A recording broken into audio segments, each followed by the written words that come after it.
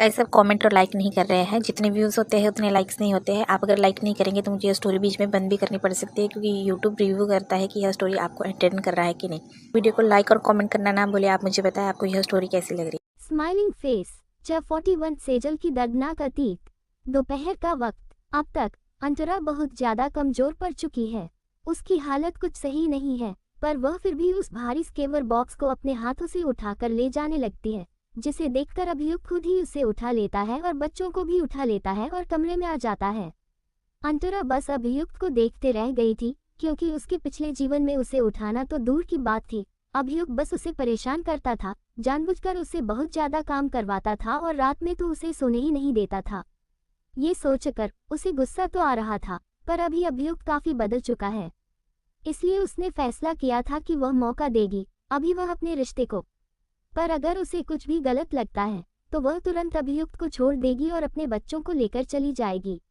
दूसरी तरफ सेजल अपने कमरे में बालकनी के पास खड़ी थी और बाहर आसमान को देख रही थी, जिसमें काले बादल की राई थी। ऐसा लग रहा था कि बहुत तेजी से बारिश होने वाला है, इतना तेजी से कि सब कुछ बहकर चला जाएगा। ये सोचकर उसने अपनी आंखों को कसकर बंद कर लिया और उसके बाद महसूस करने लगी ठंडी हवाओं को अपने चेहरे पर। उसे याद आने लगता है वह दिन जब पहली बार वह घूमने निकली थी अपने दोस्तों के साथ। वह पहले ऐसी नहीं थी।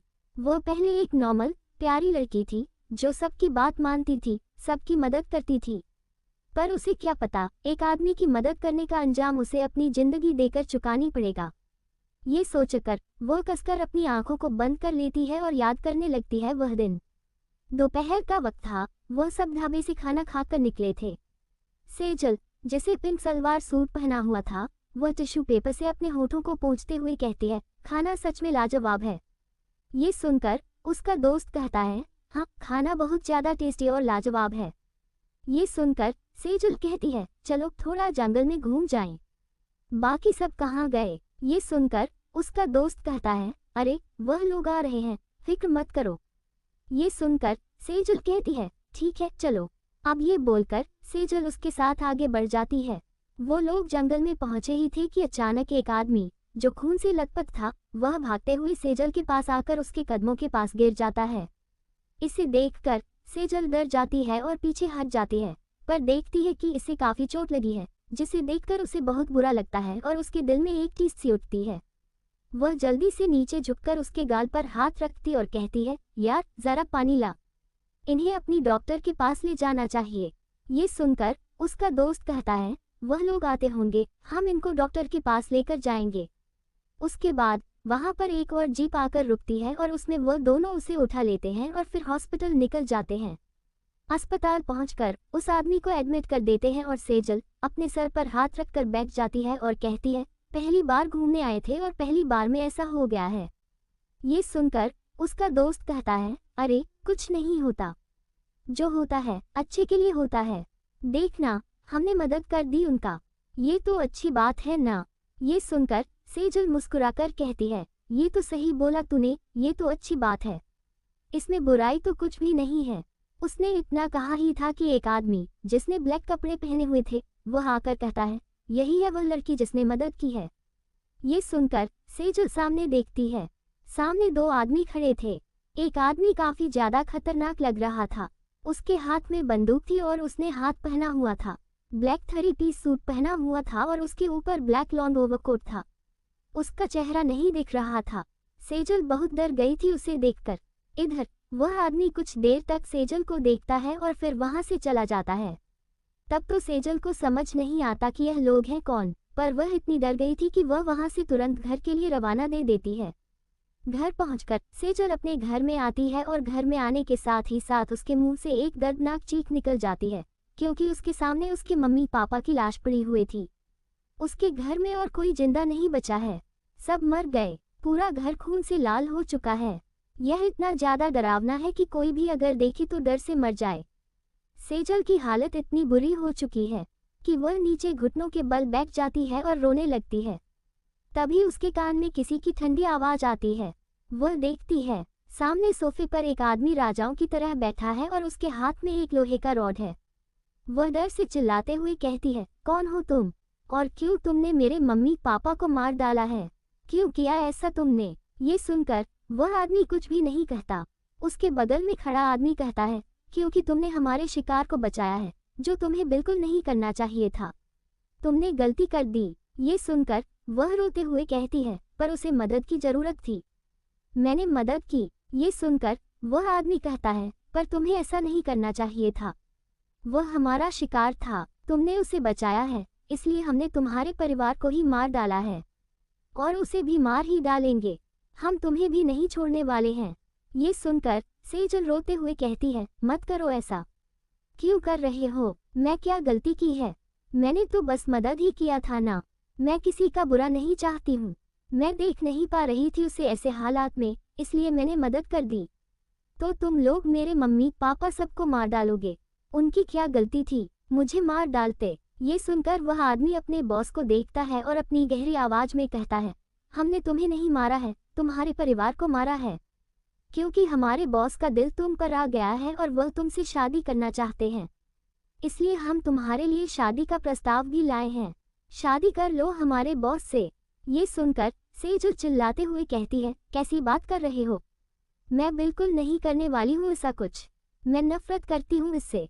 इसने मेरे मम्मी पापा पूरे परिवार को मार डाला और मैं ऐसे इंसान के साथ कैसे रह सकती हूँ? मैं बिल्कुल रहने नहीं वाली हूँ ऐसे इंसान के साथ। चाहे कुछ भी हो जाए, मेरी जिंदगी बर्बाद कर दी। अब खुशी का कुछ बचा ही नहीं है और मैं इसके साथ रहूंगी। इसने मेरे खुशियों को छीना है। ये सुनकर वह आदमी अपने हाथ में गिलास पकड़े हुए उसके पास आकर उसकी कलाई को पकड़ के उसे खींचकर अपने बॉस के कदमों में फेंक देता है। ऐसा होते ही उसका बॉस उसके बालों को कसकर पकड़ लेता है और फिर उसके चेहरे को ऊपर करके बस इतना ही कहता है अपनी गहरी आवाज में, साइन द मैरिज पेपर्स। ये सुनकर उसकी आंखों में और आंसू आ जाते हैं और वह बस उसे देखते ही रह जाती है। उसे याद आता है कि यह कितना ज्यादा पागल है, ये कुछ भी कर सकता है उससे शादी करने के लिए। इधर सेजल के पास कुछ भी नहीं बचा। वह कहाँ जाएगी, क्या करेगी, उसे पता नहीं। पर अचानक उसके दिमाग में कुछ आता है, वह था बदला। उसे बदला लेना है इस आदमी से और वह तभी बदला ले पाएगी जब वह इस आदमी के साथ रहेगी। ये सोचकर वह आंखों में आंसू लेकर गुस्से से उसे देखकर पेपर पर साइन कर देती है जल्दी से। उसके बाद वह आदमी भी साइन कर देता है और फिर उसके बाल पकड़ के खींचते हुए उसे बाहर लेकर चला जाता है। जबरदस्ती गाड़ी में बिठाकर वहां से लेकर चला जाता है। गाड़ी में बैठे हुए भी सेजल बस अपने बदले के बारे में सोच रही थी। उसे बदला लेना था, उसे कुछ भी करके अपना बदला लेना है। वह किसी को नहीं छोड़ेगी, किसी को नहीं माफ करेगी। जैसे उसने उसके परिवार को बर्बाद किया है, वह भी परिवार को बर्बाद करेगी। यह आदमी अपने पैसों का इतना ज्यादा घमंड करता है, वह इसके पैसों को भी छीन लेगी, सब कुछ छीन लेगी। ये सोचते हुए सेजल की आंखों में अंगारे जलने लगते हैं। गुस्से वाले अंगारे उसे देखकर ही पता चल रहा है कि वह कितनी ज्यादा गुस्से में है। वह कुछ भी कर सकती है। जब 42 विद्युत की वापसी और सेजल का डर। रात का वक्त, आर्यवंशी पैलेस। सेजल भी खड़ी थी विद्युत आर्यवंशी के साथ, जो इस घर का छोटा बेटा है। वह अपने नाम की तरह ही बहुत खतरनाक है और एक खतरनाक माफिया है जो घर में काफी कम रहता है। वह अभी भी कुछ दिनों के लिए ही आया था, वह भी अपने दुश्मनों को खत्म करने के लिए। ये सोचकर वह गुस्से से विद्युत को देखती है। इधर पूरा परिवार हैरान था। देविका जी हैरानी से कहती हैं, बेटा तुमने ये क्या कर लिया? तुमने शादी क्यों कर ली और हमसे परमिशन भी नहीं मांगी? ये बहुत गलत किया तुमने। तुम्हारे बड़े भाई ने जो किया था तुमने भी वही किया है। तुम्हें ऐसा बिल्कुल नहीं करना चाहिए था। तुम तो हमारा मान रख लेते। ये सुनकर विद्युत बस इतना कहता है, मेरा जो मन करेगा मैं वही करूंगा। इतना बोलकर वह सेजल को खींचते हुए वहां से लेकर अपने कमरे में आ जाता है। कमरे में आकर वह सेजल को बेड पर फेंकता है और उसके बाद खुद उसके पास आ जाता है और उसे देखने लगता है। इधर कमरे की लाइट जल रही है और सेजल बस घबरा कर देख रही थी। अचानक विद्युत उसके ऊपर आ जाता है और उसकी कलाई को पकड़ लेता है। वह समझ भी नहीं पाती कि वह करे तो क्या करे। विद्युत यह क्या कर रहा है? उसे कुछ भी करके यहाँ से जाना था, पर विद्युत उसे बिल्कुल नहीं छोड़ता। वह उसके दोनों हाथों को पकड़ लेता है और फिर उसकी आंखों में कुछ देर तक देखता है। एक हाथ से अपना बेल्ट उतर कर फेंक देता है और उसके कपड़े को भी खींचकर फाड़ देता है। उसके कपड़ों को फाड़ने के बाद वह उसके पैरों को अलग करता है और काफी ज्यादा रोली एक पोजीशन बनाकर उसमें उसे समझाता है। इससे सेजल के मुंह से एक जोरदार चीख निकल जाती है। उसे बहुत रोना आ रहा है। उसे खुद के लिए बहुत बुरा लग रहा है कि उसने सब कुछ खो दिया और जो बचा था वह भी उसने उसे दे दिया। यह आदमी कितना बेदर्द है, उसने नहीं छूकर भी सब कुछ कर लिया, उसे नहीं छोड़ा चेहरा दिखाने के लायक। सेजल को बहुत रोना भी आ रहा था। वह रो रही थी चिल्ला चिल्ला कर। फिर से बहुत दर्द हो रहा है, पर यह आदमी बिल्कुल भी उसे नहीं छोड़ता। जानवरों की तरह उसके साथ जबरदस्ती करता रहता है। काफी घंटे तक ऐसा करने के बाद वह आदमी उसके ऊपर से हट जाता है। उसने उसे छुआ नहीं था, बस अपनी जरूरत को पूरा किया था। इसके बाद जब वह खुश हो जाता है, वह वॉशरूम चला जाता है और फिर एक नज़र सेजल को देखता है और घर से बाहर निकल जाता है। इधर देविका जी जो बाहर खड़ी थी, वह विद्युत को बाहर जाते हुए देख लेती हैं और जल्दी से उसके कमरे के पास आकर दरवाजे को थोड़ा खोलकर देखती हैं। फिर बंद करके अपनी आंखों को बंद कर लेती हैं, पर हाथों की मुट्ठी बना लेती हैं। गुस्से से विद्युत के पास जाने लगती है, पर वह अब तक घर से निकल चुका था। एक बार के लिए उसने मुड़कर भी नहीं देखा था।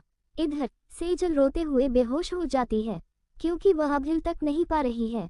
उसकी हालत इतनी ज्यादा खराब हो चुकी है, उसके साथ जानवरों जैसा व्यवहार किया गया था। अगले दिन जब सेजल नींद से उठती है तो उसे मासूम सी अंतरा दिखती है, जो काफी छोटी उम्र में ही है और वह बहुत ज्यादा डरपोक थी। इसलिए वह फैसला करती है कि इसे अपने साथ शामिल कर लेगी। वह ये सोचकर अंतरा से बात करती है, पर अंतरा उसके साथ देने के लिए तैयार नहीं होती। वह बहुत डर गई थी, इसलिए सेजल को काफी गुस्सा आता है।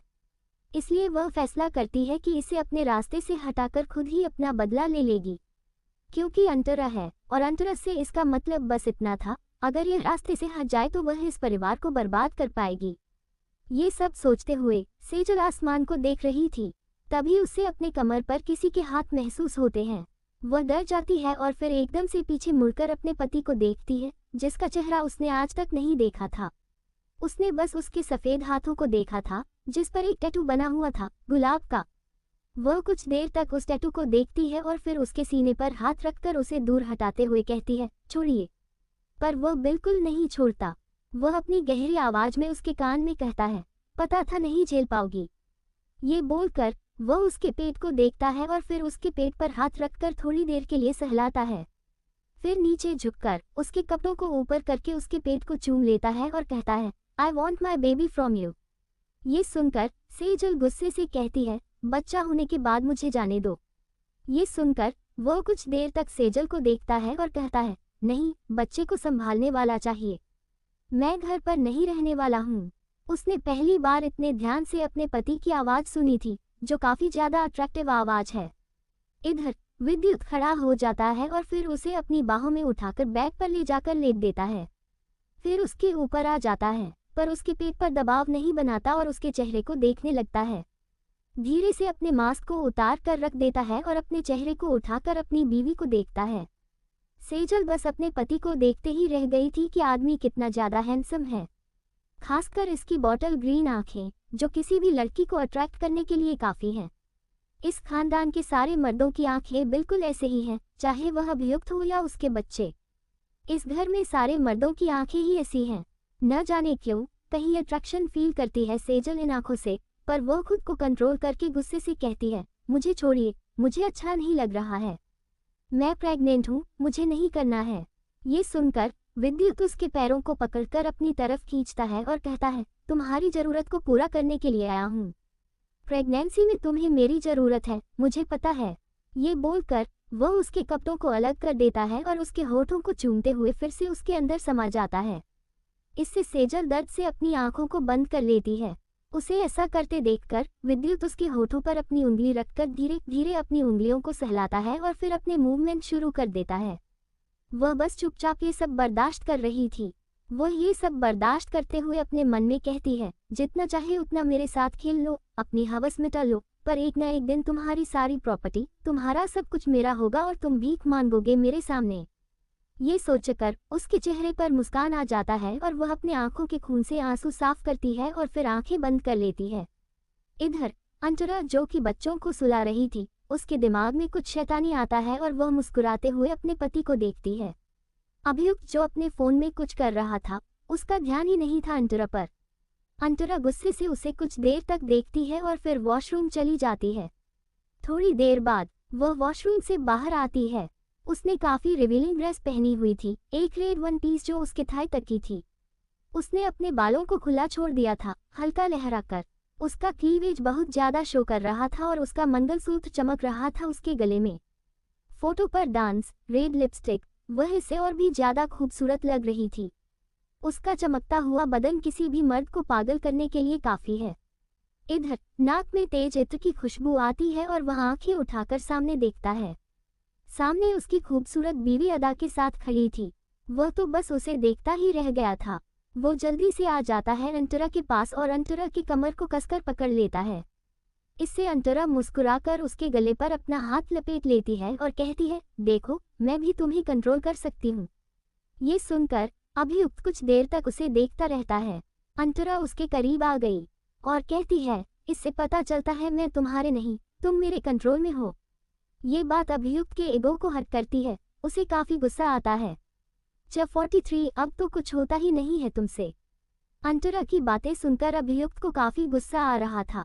अभियुक्त गुस्से से उससे दूर हट जाता है और कहता है, यहाँ से निकल जाओ। ये सुनकर अंतरा अपने ऊपर पहने कपड़े को खींचकर निकाल देती है। अब उसका क्लीवेज और भी अच्छे से दिख रहा था और उसका पूरा बदन बहुत ही अच्छे से दिख रहा था। वह अभियुक्त के सामने जाकर थोड़ा झुकती है और फिर मुस्कुराते हुए उसके हाथ को अपने सीने पर रख देती है। मुझे महसूस नहीं कर रहे हो क्यों? जरा मुझे महसूस करने की कोशिश तो करो। तुम तो मुझे महसूस करने की कोशिश ही नहीं कर रहे हो।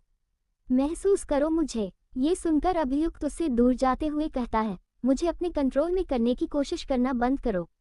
ये सुनकर अंतरा मुस्कुराते हुए उसके पास जाती है और फिर उसके सीने पर हाथ रख देती है। फिर एक एक करके उसे शर्ट के सारे बटन खोल देती है और अपने हाथ को उसके एप्स पर रखकर मुस्कुराते हुए कहती है, तुमसे ज्यादा तो तुम्हारे असिस्टेंट के एप्स अच्छे हैं।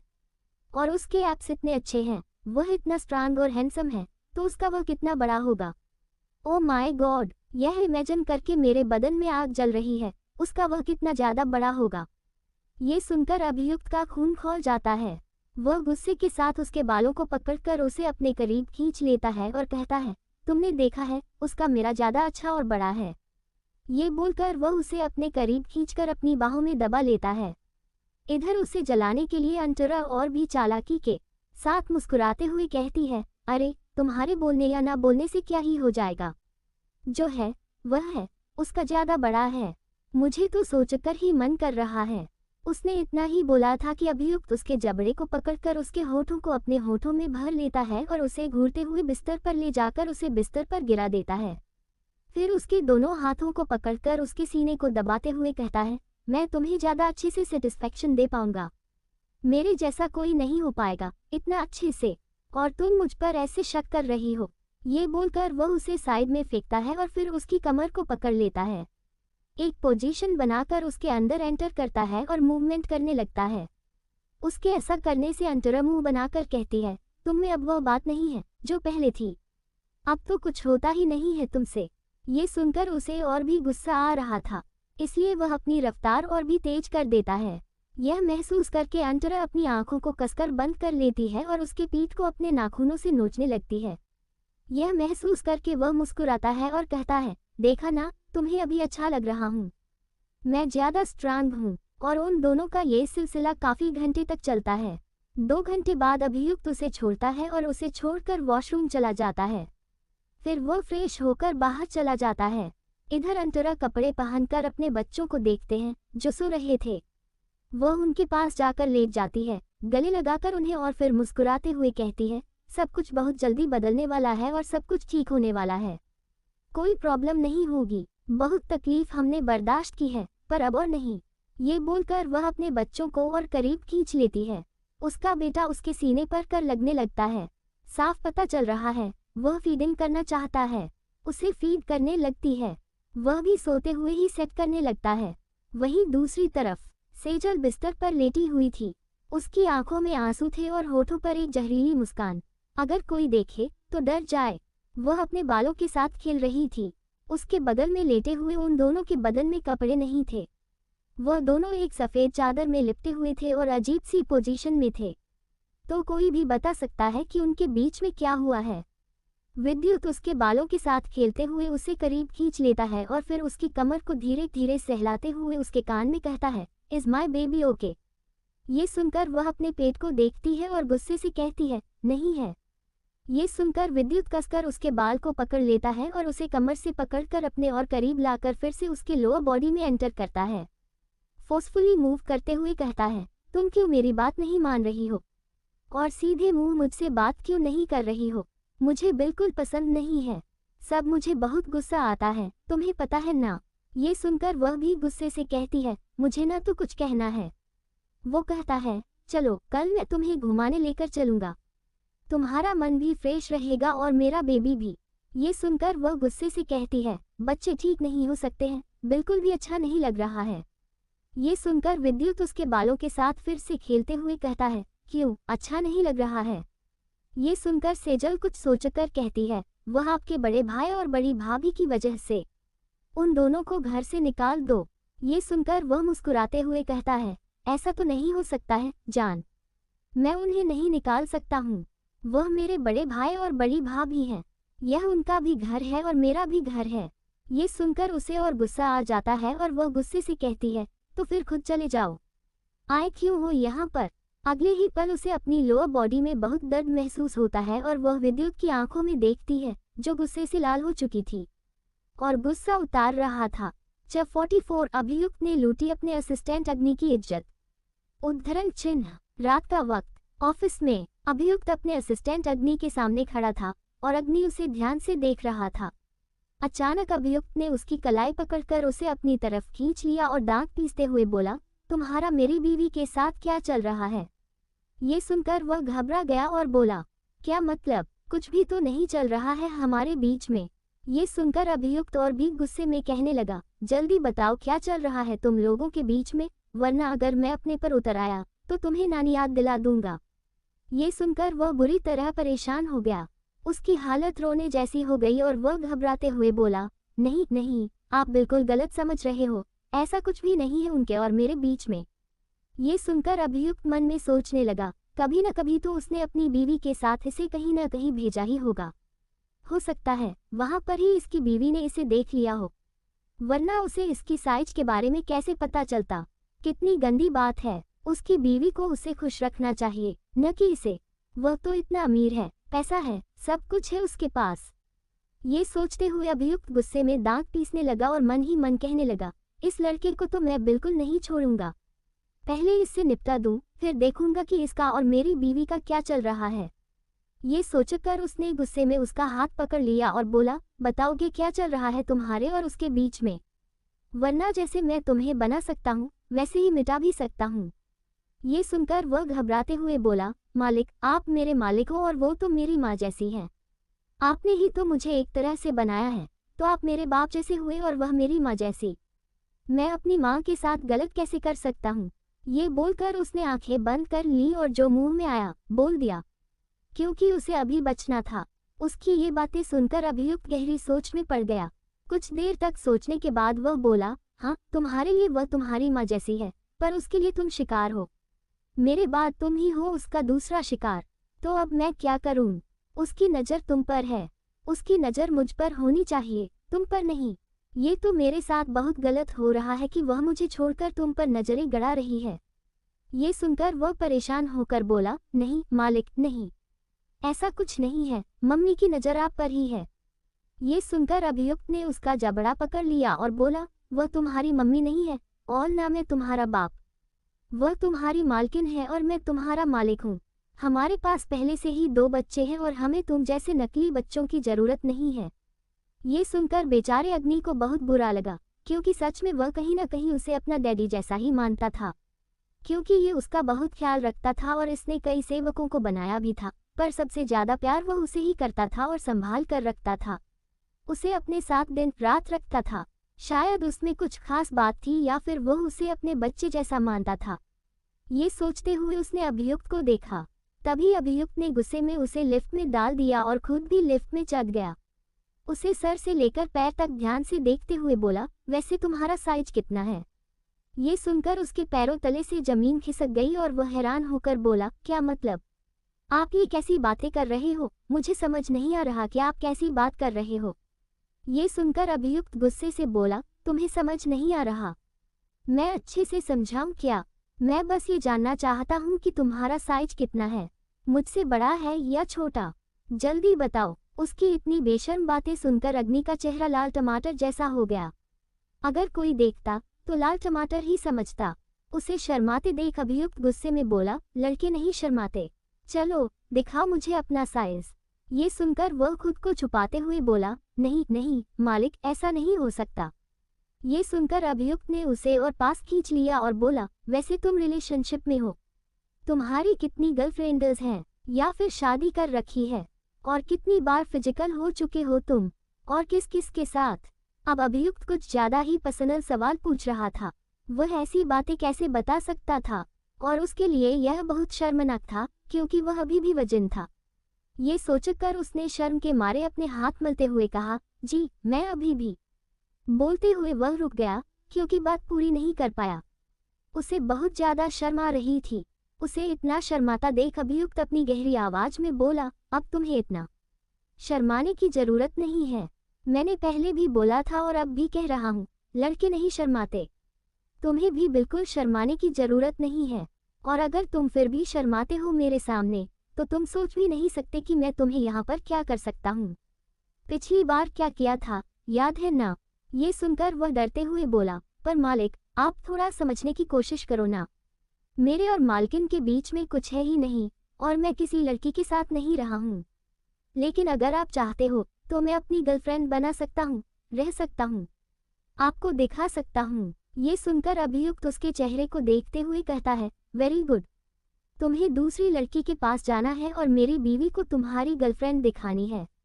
उसके साथ तुम्हें फिजिकल भी होना है, चाहे कुछ भी हो जाए, जबरदस्ती या उसकी मर्जी से। बस तुम्हें उसके साथ फिजिकल होना है और मुझे तुम्हारे फिजिकल होते वक्त की फोटो भी चाहिए, वो भी डिप वाली, ताकि मुझे समझ आए कि यह झूठ नहीं है, तुम फिजिकल हुए हो। वैसे मुझे फिर भी पता चल जाएगा क्योंकि मैंने तुम्हें बनाया है, तुम्हें महसूस कर सकता हूँ। मैं जुड़ा हुआ हूँ तुमसे, या यूँ कहूँ कि खुद को तुम्हारे साथ जोड़ रखा है। और यह बात तुम्हें अच्छे से पता है कि मैंने ऐसा क्यों किया है। ये सुनकर वह घबराते हुए कहता है, हाँ मालिक, मुझे सब अच्छे से पता है और अब आप जो कह रहे हैं मैं वही करूँगा। मैं आपकी सारी बात मानूंगा, आप बिल्कुल फिक्र मत करो। वैसे भी मेरी वजह से बहुत प्रॉब्लम्स क्रिएट हो चुकी हैं, पर अब और नहीं। अब मैं सब कुछ ठीक कर दूंगा, आप बिल्कुल भी फिक्र मत करना, आप बस मुझे थोड़ा वक्त दे दो। आप जो चाहते हो मैं वह सब करूंगा।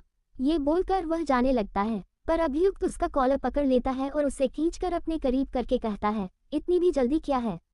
अभी तो असली काम हुआ ही नहीं। मुझे पता तो चले मेरी बीवी को तुम में क्या दिखता है जो मुझ में नहीं दिखता। मैं तुमसे ज़्यादा हैंडसम हूँ, हर तरह से तुमसे परफेक्ट हूँ। अब मुझे तुम्हारा वो देखना है ताकि मुझे पता चले कि मैं पूरी तरीके से परफेक्ट हूँ। ये सुनकर वह हाथ जोड़ते हुए कहता है, मालिक मालिक प्लीज़ ऐसा मत करिए। मैं मर जाऊंगा अगर आप ऐसा करते हैं तो। मुझे बहुत ज़्यादा शर्म आ रही है, मैंने कभी ऐसा कुछ नहीं किया। मैंने खुद को कभी नहीं देखा, तो आपको कैसे दिखा सकता हूँ? वो तो मेरी गर्लफ्रेंड नहीं है जो पहली बार मुझे देखेगी, उसका ही हक बनता है। आप ऐसा कैसे कर सकते हो? ये सुनकर अभियुक्त ने गुस्से से कहा, शट अप, चुपचाप ऐसे खड़े रहो और मुझे देखने दो, वरना अगर मैं जबरदस्ती पर उतर आया तो तुम सोच भी नहीं सकते कि तुम्हारे साथ क्या क्या हो सकता है। अब मुझे तुम्हें अच्छे से देखना है, तभी मैं बता सकता हूँ कौन ज़्यादा परफेक्ट है, क्योंकि मुझे अभी भी उसकी पूरी बात याद है कि उसने क्या क्या बोला था। क्या मैं उसे सेटिस्फैक्शन नहीं दे पाता? उसकी बातें सुनकर वह और भी ज़्यादा डरते हुए कहता है, नहीं मालिक प्लीज़ मुझे जाने दीजिए, मुझे बख्श दीजिए, मैं बर्दाश्त नहीं कर पा रहा हूँ। ये कहकर वह छटपटाने लगता है और अचानक छोटा नाग बनकर उसमें ही गायब हो जाता है। ये देखकर अभियुक्त गुस्से से कहता है, अगर तुम 5 मिनट में बाहर नहीं आए तो मैं तुम्हें मार डालूंगा और दूसरा बना दूंगा। जब 45 मेरा तुमसे ज़्यादा अच्छा है। अभियुक्त के गुस्से से चिल्लाने पर उसका असिस्टेंट बहुत डरते हुए बाहर आ जाता है। उसे बाहर आता देख अभियुक्त गुस्से से उसके कपड़े फाड़ देता है और उसके एब्स को देखने लगता है, जो वाकई में काफ़ी अच्छे हैं, पर उसके मुकाबले अपने एब्स उतने अच्छे नहीं लगते। वह असिस्टेंट को देखते हुए अपनी शर्ट उतार देता है और खुद को अच्छी तरह देखता है, फिर अपने और उसके एब्स पर हाथ भी फेरता है। उसे खुद के एब्स असिस्टेंट के मुकाबले ज़्यादा अच्छे लगते हैं और कहता है, मेरा तुमसे ज़्यादा अच्छा है। ये कहकर वह उसका और अपनी लेंथ नापने की कोशिश करता है। वह खुद को असिस्टेंट से ज़्यादा लंबा पाकर सेटिस्फैक्शन से कहता है, मैं तुमसे ज़्यादा लंबा हूँ, पर अभी असली चीज़ बाकी है। ये सुनकर असिस्टेंट डरते हुए पूछता है, क्या मालिक? अगले ही पल अभियुक्त खींचकर उसका बेल्ट उतार फेंकता है और उसकी पैंट खोल देता है। असिस्टेंट कसकर अपनी आंखें बंद कर लेता है। अभियुक्त नीचे देखता है और कहता है, इतना भी कुछ खास नहीं है। नीचे देखते हुए वह फिर कहता है, मेरा तुमसे ज़्यादा अच्छा और परफेक्ट है। पता नहीं तुमने क्या देखा उसे। हालांकि मेरा शरीर हर तरह से परफेक्ट है, जो हर लड़की को चाहिए। जो चीज़ मुझ में है वही उसे दूसरी जगह पर क्यों तलाशनी पड़ती है। इसी आदत से मुझे बहुत गुस्सा आता है। जवाब तो मैं दूंगा आज रात। ये सुनकर उसका असिस्टेंट डरते हुए खुद को छिपाने की कोशिश करते हुए कहता है, शायद आपकी उम्र कुछ ज़्यादा ही है, इस वजह से उसने ऐसा कहा होगा। ये बोलकर वह खुद को छिपाने की कोशिश करता है। तभी लिफ्ट का दरवाज़ा खुलता है और वह डरते हुए वहां से धूम दबाकर भाग जाता है। उसे ऐसे भागते देख अभियुक्त गुस्से में कहता है, इसे तो छोड़ूंगा नहीं, पर उससे पहले अपनी बीवी का तो कुछ करूं। वह पागल लड़की खुद को क्या समझती है, कुछ भी करेगी और मैं कुछ नहीं कहूँगा। मुझे उस पर काफ़ी गुस्सा आ रहा है। वह सोचता है, उस लड़की को मैं इतनी आसानी से बिल्कुल नहीं छोड़ने वाला हूँ, चाहे कुछ भी हो जाए। ये सोचकर एटीट्यूड के साथ अपने बेल्ट को पहनता है और शर्ट के बटन लगाते हुए लिफ्ट से बाहर निकलता है। इधर कुछ ही दूरी पर एक लड़की खड़ी थी जो मुंह खोलकर अभियुक्त को देख रही थी और तभी वो बेहोश होकर नीचे गिर जाती है। थोड़ी देर बाद जब उसे होश आता है तो उसके सामने 2-3 लड़कियां खड़ी होती हैं। एक लड़की पूछती है, पिया तुझे क्या हुआ? पिया कहती है, मैंने कुछ देख लिया। ये सब क्या था? क्या हमारे बॉस लड़कियों में नहीं बल्कि लड़कों में इंटरेस्टेड हैं? पर उनके तो 2 बच्चे हैं, एक बीवी है, वो भी इतनी खूबसूरत, प्यारी और छोटी सी। फिर भी वो अपनी बीवी को धोखा दे रहे हैं, वो भी अपने ही असिस्टेंट के साथ। भगवान, यह क्या हो रहा है? आजकल का ज़माना कितना खराब हो गया है। एक लड़के के लिए खूबसूरत लड़की को छोड़ा जा रहा है। ये कुछ ज़्यादा ही गलत हो रहा है। ये सुनकर दूसरी लड़की कहती है, पिया तुझे पता है तो क्या बोल रही है? ऐसा कुछ नहीं है। ये सुनकर पिया चिल्लाते हुए कहती है, देख लिया था मैंने उन दोनों को इंटीमेट होते हुए। यहाँ तक कि अग्नि के शरीर पर नाखूनों के निशान भी थे और उनका बेल्ट भी खुला हुआ था। दोनों का ही बेल्ट खुला था और दोनों ही अपनी शर्ट के बटन लगाते हुए भाग रहे थे और अग्नि की तो शर्ट भी फटी हुई थी। ये सच है, शायद उन दोनों में कुछ चल रहा है। तभी वहाँ एक ठंडी आवाज़ सुनाई देती है, वाकई में तुम्हें ऐसा लगता है? ये सुनकर पिया घबराते हुए कहती है, नहीं, ऐसा कुछ भी नहीं है। मुझे बोलते हुए वह पीछे हटने लगती है डरते डरते। इतना ज़्यादा डरी हुई पिया को देखकर सामने खड़ा अग्नि अपनी ठंडी नज़रों के साथ उसके करीब आकर उसकी कलाई पकड़ लेता है और कहता है, वाकई में तुम्हें लगता है कि मुझे लड़कियों से ज़्यादा लड़कों में दिलचस्पी है? ठीक है, आज रात तुम मेरे साथ 1 नाइट स्टैंड करोगी। ये सुनकर पिया उसे दूर धक्का देकर कहती है, आप कैसी बात कर रहे हो? मैं ऐसा कुछ नहीं करने वाली हूँ। मेरी शादी होने वाली है और मैं अपने होने वाले पति से बहुत प्यार करती हूँ। यह उनके लिए धोखा होगा और आपको शर्म नहीं आती सबके बीच ऐसी गंदी गंदी बातें करते हुए? मैं एक अच्छे खानदान से बिलोंग करती हूँ। मैं इतना घटिया नहीं हूँ कि पैसों के लिए खुद को बेच दूँ। ये सुनकर अग्नि उसके बालों को पकड़ लेता है और कहता है, जबरदस्ती करो या मान जाओ। अगर जबरदस्ती करूँगा तो 2 महीने तक चलने की हालत में नहीं रहोगी और अगर अच्छे से मान जाओ तो ज़्यादा से ज़्यादा 1 हफ्ते चल पाओगी। चलो चुपचाप मेरे साथ, मुझे अभी जाना है तुम्हारे साथ। ये सोचकर वह मन ही मन अपने मालिक की बात याद करने लगता है, जिसने उसे कहा था कि उसे किसी भी कीमत पर एक लड़की के साथ एक रात गुजारनी है और उसे दिखाना है। और अब वह अपने मालिक का हुक्म कैसे टाल सकता है? मालिक उसके लिए भगवान थे जिन्होंने उसे बनाया था और उनका हुक्म मानना ही उसका फर्ज था। ये सोचकर वह पिया को अपने कंधे पर उठा लेता है और वहां से निकल जाता है। पिया चिल्लाते हुए कहती है, नहीं, प्लीज मुझे जाने दो। जो लड़की तुम्हारे साथ इंटरेस्टेड है उसके साथ रहो, मेरे साथ ऐसा कुछ मत करो। देखो प्लीज मुझे जाने दो, मेरी जिंदगी बर्बाद हो जाएगी। मैं अपनी जिंदगी बर्बाद नहीं करवाना चाहती हूँ, मुझे तुम्हारे साथ नहीं रहना है। प्लीज मुझे जाने दो, ऐसा मत करो मेरे साथ, तुम बहुत गलत कर रहे हो, मैं पूरी तरह से बर्बाद हो जाऊंगी। ये सुनकर वह गुस्से से कहता है, ये तुम्हारी प्रॉब्लम है, मेरी नहीं। मैं तो ऐसा ही करने वाला हूँ तुम्हारे साथ।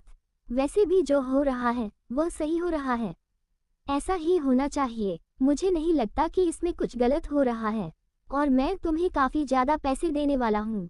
सोचो, अपनी आधी सैलरी में तुम्हें एक रात में दे दूंगा। ये सुनकर वह रोते हुए कहती है, मुझे नहीं चाहिए पैसे, मुझे जाने दो, मेरे साथ मत करो, मम्मी पापा बचाओ मुझे, कोई आओ। पर अग्नि उसकी बात नहीं सुनता।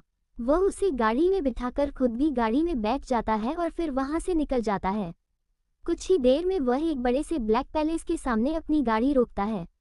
ये पहले उसका था, उसने ही इसे अपने लिए बनवाया था। वह पिया को अपने कंधे पर उठाकर अपने बेडरूम में ले जाकर बेड पर फेंक देता है। फिर जल्दी से अपने बैग को उतारकर उसके ऊपर आ जाता है और बिना कुछ बोले, बिना कुछ किए उसके कपड़ों को फाड़ देता है। उसे इधर उधर अपना वक्त बर्बाद न करते हुए सीधा पॉइंट करना था, जो चीज़ सबसे ज़्यादा ज़रूरी थी। इसलिए वह उसे एक बार के लिए किसी भी तरह नहीं करता। वह उसके पैरों को पकड़ लेता है और फिर उसे अपनी कमर से लपेट लेता है। एक पोजीशन बनाकर वह उसके अंदर समा जाता है और उसके मुंह से जोरदार चीख निकल जाती है और वह रोने लगती है। इधर अग्नि उसके चेहरे को देखता है और फिर अपना मूवमेंट करने लगता है। उसे यह अच्छा लग रहा था। ना जाने कब वह ये करते हुए उसके चेहरे के करीब आकर उसकी आंखों में देखने लगता है और फिर अपने होंठ उसके होंठ पर रख देता है और धीरे धीरे वह अपना मूवमेंट स्लो करने लगता है। इससे पिया को थोड़ा राहत मिलती है और वह गहरी गहरी सांस लेकर उसे अपनी मासूम आंखों से देखने लगती है, जिनमें आंसू भरे हुए थे। अग्नि कसकर उसे गले लगा लेता है और कहता है, सॉरी, माफ कर दो, बट अगर मैं तुम्हारे साथ यह नहीं करता तो मैं जिंदा नहीं रहता। मैं मर जाता और मुझे जिंदा रहना है। मुझे फिर से अपनी जिंदगी को खोना नहीं है। यह मैं खुद की मर्जी से नहीं कर रहा हूँ। मैंने किसी भी लड़की को छुआ भी नहीं। लाइफ में पहली बार तुम्हें टच किया और मैं तुम्हारे साथ जबरदस्ती कर रहा हूँ। तुम चाहो तो मुझे पनिशमेंट दे सकती हो, मुझे बिल्कुल अफसोस नहीं रहेगा। बस मुझे मरना नहीं है, मुझे जीना है। मैं नहीं मरना चाहता हूँ। ये बोलते हुए वह पिया के सीने पर सिर रख देता है और अपनी आंखें बंद कर लेता है। पिया को तो समझ ही नहीं आ रहा था कि कुछ देर पहले ये जानवर अब इतना ज़्यादा अच्छा कैसे बन गया। पर उसे इतना तो पता चल गया कि यह अपनी मर्जी से नहीं कर रहा है, इसे करवा रहा है कोई गलत इंसान, वरना ऐसे उससे माफ़ी क्यों मांगता। और अभी तो बस 5 मिनट ही हुए हैं और ये तो रुक भी गया है। शायद अब उसे छोड़ देने वाला है।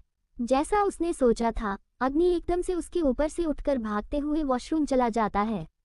वॉशरूम जाकर वह अपने हाथों में खून देखता है और अपनी आंखें बंद करके गहरी सांस लेकर कहता है, मैंने एक लड़की की जिंदगी को बर्बाद कर दिया। जब 46 वन नाइट स्टैंड। अग्नि वॉशरूम से बाहर आता है और बिस्तर पर आंखें बंद करके लेटी पिया को देखता है, जो सोच रही थी कुछ और। वह अभी भी वैसे ही हालत में है और बैग पर जो लाल रंग बिखरा हुआ है, उसे देखकर उसे काफी ज्यादा दर्द होता है। अपने दिल में वह पिया के पास जाकर उसके पास बैठ जाता है और उसके हाथ को पकड़कर उसे उठाकर कहता है, मैं अपनी जिम्मेदारी लेने के लिए तैयार हूँ। ये सुनकर पिया कुछ देर तक उसे देखती है और गुस्से से उसके गाल पर थप्पड़ मारकर उसके गले को पकड़कर कहती है, मुझे नहीं पता तुम्हारे साथ क्या गलत हुआ या नहीं हुआ, पर मेरे साथ तो गलत हुआ। तुम अपना देख रहे हो, मेरा नहीं देख रहे हो। अगर तुम्हें ऐसा कुछ करना था तो जो लड़की तुम्हारे साथ करना चाहती है, ऐसे बहुत सारी लड़कियां हैं ऑफिस में जो तुम्हारे साथ करना चाहती हैं, पर तुम उनके पास क्यों नहीं गए, मेरे ही पास आए हो क्यों। ये सुनकर अग्नि शर्मा जाता है और उसे याद आने लगता है कि पिया ही वह पहली लड़की है जिसे देखकर उसकी फीलिंग्स आउट ऑफ कंट्रोल हुआ था। बाकी किसी भी लड़की के पास जाकर उसे कुछ महसूस नहीं होता, पर यह पहली लड़की है जिसके साथ उसे बहुत कुछ महसूस हुआ था। इसके साथ ही तो वह रोमांस कर सकता है। ना ऐसी किसी लड़की को उठा लिया और कोई फीलिंग भी ना आए तो कैसे कुछ हो सकता है। ये सब सोचते हुए अग्नि पिया को देखता है और स्ट्रेट फॉरवर्ड होकर कह देता है, तुम्हारे साथ मेरी फीलिंग्स जागी थी, इसलिए मैंने तुम्हारे साथ ऐसा किया। अगर किसी और लड़की के साथ ऐसा होता तो मैं उसके साथ कर लेता, खासकर जो लड़की करना चाहती है उसके साथ। पर मेरी फीलिंग्स नहीं जागती है तो मैं क्या करूं? देखो, तुम बताओ तुम क्या चाहती हो, मैं क्या करूं? बस जान नहीं मांगना मेरी। ये सुनकर प्रिया कुछ देर तक उसे देखती है और उठकर वॉशरूम चली जाती है। दूसरी तरफ अभियुक्त घर पहुंचकर अंतरा के पास जाकर उसे गले लगा लेता है। अंतरा, जो अपने बच्चों की पीठ पर थपकी देते हुए सो रही थी, वह पलक झपकते ही उठ जाती है और अपने सिर को उठाकर उसके चेहरे को देखती है। उसके ऐसा करने से ही अभियुक्त इस मौके का फायदा उठाकर उसके होंठों को चूम लेता है और कहता है, मैं ज़्यादा बड़ा हूँ, मैं ज़्यादा हैंडसम हूँ, मैं ज़्यादा लंबा हूँ, मेरे एब्स ज़्यादा अच्छे हैं, पर तुम्हें मेरे असिस्टेंट में क्या दिखा है? उसमें कुछ है ही नहीं। ये सुनकर अंतरा कुछ देर तक उसे देखती है और फिर उसका कॉलर पकड़कर गुस्से से कहती है, क्या मतलब? तुम उसके साथ सोने गए थे, अपने असिस्टेंट के साथ। तुमने मुझे धोखा दिया, वह भी एक लड़की के साथ मिलकर। तुम्हें लड़कों में ज़्यादा दिलचस्पी है। ये सुनकर वह गुस्से से कहता है, ऐसा कुछ नहीं है, मैं बस उसके पास देखने गया था कि मेरा ज़्यादा अच्छा है या उसका ज़्यादा अच्छा है। तुम बहुत तारीफ कर रही थी न उसकी, इसलिए मुझे बहुत गुस्सा आ गया। उसकी बातें सुनकर अंतरा गुस्से से कहती है, गुस्सा तो मुझे आ रहा है तुम पर बहुत ज़्यादा। मैं तुमसे बात नहीं कर सकती, मुझे तुम पर कितना ज़्यादा गुस्सा आ रहा है, तुम गुस्से के ही लायक हो। ये सुनकर वह हंसते हुए कहता है, तुम्हारे गुस्सा करने या ना करने से मुझे फर्क नहीं पड़ता है जान। तुम बस मुझ पर ध्यान दो और किसी और पर नहीं, क्योंकि तुमसे मैं हूँ, पता है न? पहली बार हमारी मुलाकात में मैं कैसे तुम्हें उठा लिया था, जबरदस्ती शादी कर ली थी, और जो कोई भी हमारे बीच में आया उसे जड़ से ही खत्म कर दिया। मैं तुम्हारे लिए कितना पागल हूँ तुम सोच भी नहीं सकती हो। ये सुनकर अंतरा सच में पड़ जाती है। उसकी पिछली जिंदगी में कभी भी अभी उसने उसे ऐसे बात नहीं किया था। बस रात को आता, अपना जरूर पूरा करके चला जाता, और इस बार अभियुक्त ऐसे उससे बात कर रहा था, उससे प्यार कर रहा था, यहाँ तक कि उसे खुश करने की कोशिश कर रहा था। अपने जाने अनजाने में वह काफ़ी ज़्यादा डर भी रहा था उसे खोने से। हालांकि पिछली जिंदगी में ऐसा कुछ भी नहीं था। वह अभियुक्त के होंठों पर अपने हाथ को रखकर कहती है, बच्चे सो रहे हैं, चुप करो। अभी बहुत मुश्किलों से दोनों सो रहे हैं, पता नहीं इन दोनों को क्या हुआ है, बार बार दर्द से छटपटा रहे हैं, ऐसा लग रहा है कि कुछ हो रहा है उनके साथ। ये सुनकर अभियुक्त कुछ सोचता है और उसके ऊपर से उठकर उसके गाल को थपथपाकर कहता है, मैं अभी बाहर जा रहा हूँ। ये सुनकर अंतरा कहती है, हाँ जाओ, अभी मुझे मेरे बच्चों का ख्याल रखना, और हो सके तो डॉक्टर को भी बुला लेना। ये सुनकर अभियुक्त बाहर चला जाता है और अग्नि को कॉल करता है, पर वो कॉल उठाता ही नहीं। तभी उसके पास एक कॉल आता है और वह गुस्से से कॉल को उठा लेता है और हैरानी से कहता है, क्या क्या बात कर रहे हो? मैं अभी आ रहा हूँ। और तुम लोगों की इतनी हिम्मत, तुमने उसे जेल में डाल दिया। ये बोलकर वह गाड़ी लेकर अकेले ही निकल पड़ता है, पर उसके बॉडीगार्ड्स उसके पीछे पीछे अपने आप ही आ गए, क्योंकि अभिनव जी ने अपने दोनों ही बेटों के प्रोटेक्शन के लिए लगा कर रखा था। उनके पीछे बॉडीगार्ड्स थे, क्योंकि उन्हें पता था उनके दोनों ही बेटे कितने ज़्यादा पागल और सेल्फी लेते हैं अपनी मम्मी की तरह, और बहुत ज़्यादा गुस्सा भी हैं। उन दोनों में अपनी मम्मी की तरह गुनहक, दोनों ही अपनी मम्मी पर गए हैं, इसलिए सरफिरे की तरह कहीं भी चल जाते हैं बिना प्रोटेक्शन के। इसलिए इसका इंतजाम उन्हें करना था, क्योंकि वह अपने बेटे को प्रॉब्लम में नहीं देख सकते थे। जो भी हो, वो उनके बेटे हैं। कुछ देर बाद पुलिस स्टेशन से अग्नि जेल से बाहर निकलता है। अभियुक्त गुस्से से पुलिस वालों को अपनी जलती हुई आंखों से देखकर गुस्से से कहता है, तुम लोगों की हिम्मत भी कैसे हुई इसे अंदर डालने की? तुम्हें पता है तुम्हारी एक गलती और मैं तुम्हें सीधा दुनिया से ही बाहर निकाल सकता हूँ। ये सुनकर सारे पुलिस डर जाते हैं, पर कुछ बोल नहीं पाते। इधर अभियुक्त गुस्से से अग्नि के पास आकर उसका हाथ पकड़कर कहता है, किसने डाला यहाँ पर? ये सुनकर वह घबराते हुए कहता है, वह जिस लड़की के साथ मैंने वह सब कुछ किया था।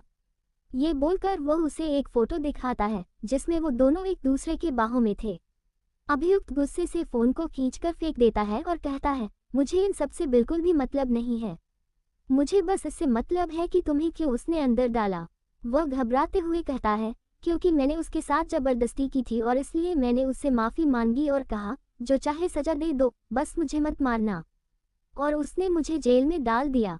ये सुनकर अभियुक्त गुस्से से कहता है, तुम भी एक नंबर की बेवकूफ़ हो, भूलो मत अपना स्टैंडर्ड। ये सुनकर अग्नि अपने हाथों को मलते हुए कहता है, पर गलत तो गलत होता है ना? गलत तो मैंने उसके साथ किया।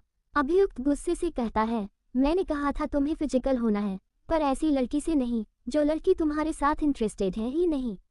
वह कुछ नहीं कहता और अभियुक्त और वह वहां से निकल पड़ते हैं। इधर प्रिया, जो कुछ ही दूरी पर खड़ी थी, अभी तक गई नहीं थी। वह अपने आंसू भरी आंखों से उन दोनों को देखती और मन में सोचती है, मैं जिंदगी में कभी यहाँ पर नहीं आऊंगी, मैं छोड़कर चली जाऊंगी सब कुछ। ये बोलकर वह रोते हुए वहां से चली जाती है, क्योंकि उसके पास और कुछ नहीं बचा था। उसकी जिंदगी बर्बाद हो चुकी है, सब कुछ खत्म हो चुका है, उसकी दुनिया ही गुजर चुकी है। अब वह क्या करे, कहाँ जाए, उसे कुछ भी नहीं पता। पर उसे कुछ न कुछ तो कहना था, ऐसे तो वह नहीं रह सकती। ये सोचकर वह रोते हुए वहां से बस स्टॉप पर आकर बस में बैठकर चली जाती है। दूसरी तरफ उसे जाते हुए अग्नि और अभियुक्त देख रहे थे। अभियुक्त कहता है, वो प्रेग्नेंट हो जाएगी 2 दिन के अंदर। तुम्हें पता है, तुम्हें प्रोटेक्शन यूज करना चाहिए था, पर तुमने ऐसा कुछ भी नहीं किया। शायद भूल गए हो कि तुम इंसान नहीं हो, इसलिए उसे ढूंढ कर लाओ, क्योंकि यह बच्चा कोई नॉर्मल बच्चा नहीं है। ये बोलते हुए उसे अपने बच्चों के बारे में ख्याल आता है और वह जल्दी से अग्नि को कहता है, रुको, पहले मेरी बात सुनो।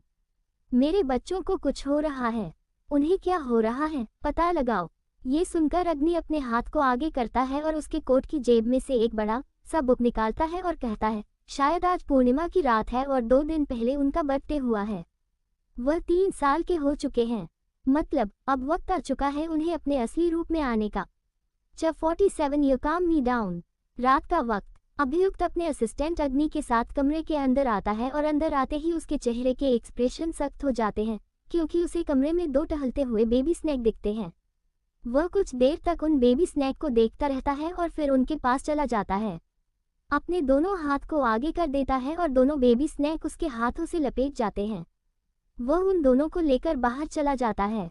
इधर अंतरा बिस्तर पर सो रही थी और दोनों बच्चे उसके पास नहीं थे। अभियुक्त बाहर चला जाता है और उसके पीछे पीछे उसका असिस्टेंट भी चला जाता है। बाहर आकर अभियुक्त अपने गाड़ी में बैठ जाता है और फिर गाड़ी वहां से निकल पड़ती है। गाड़ी काफी दूर एक जंगल में आकर रुकती है और वह दोनों बच्चे नाग को लेकर जंगल में आ जाता है।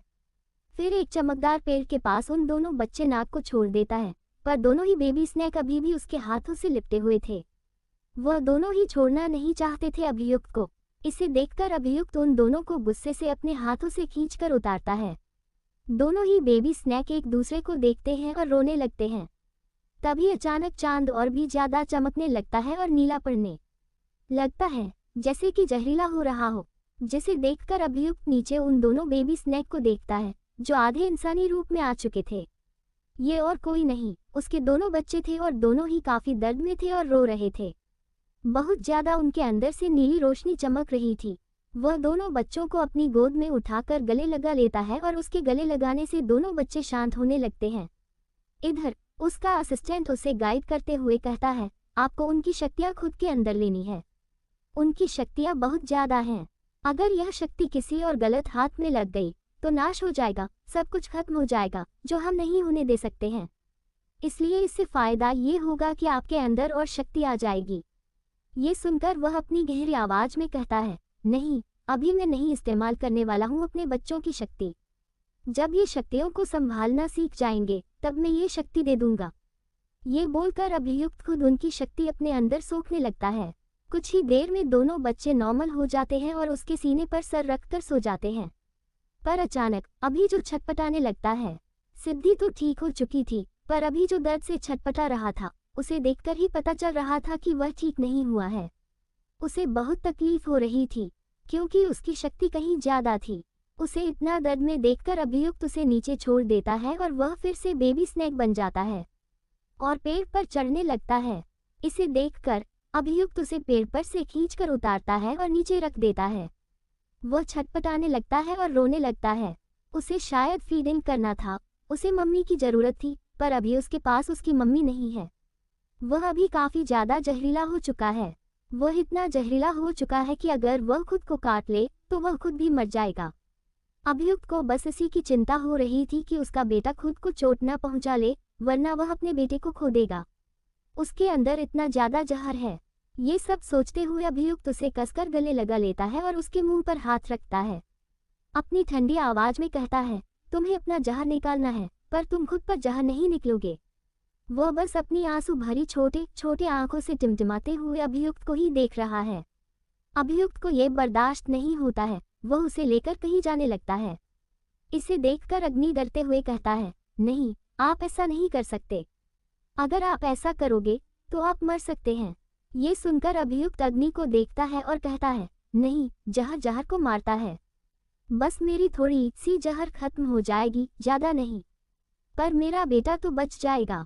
अगर यह जहर उसने खुद पर उतार दिया तो बहुत ज्यादा प्रॉब्लम हो जाएगी और सब कुछ शुरू होने से पहले खत्म हो जाएगा, क्योंकि अभी कुछ भी शोर नहीं हुआ है और अभी खत्म। यह मैं बर्दाश्त नहीं कर सकता। उसकी बातें सुनकर अग्नि सीरियस हो जाता है और कहता है, ये बात भी सही है, पर फिर भी अंतरा को मालकिन को क्या जवाब दूंगा कि आप कहाँ चले गए। अगर आप अभी घर पर नहीं रहते और गुफा में रहते हैं तो बहुत प्रॉब्लम हो सकता है। ये सुनकर अभियुक्त कहता है, कुछ नहीं होगा, घर चलो। अभी मैं घर जाकर यह करने वाला हूँ। ये सुनकर अग्नि डरते हुए कहता है, पर अगर घर जाएंगे तो सबको शक नहीं हो जाएगा कि हम कहाँ गए थे, क्या हो रहा है।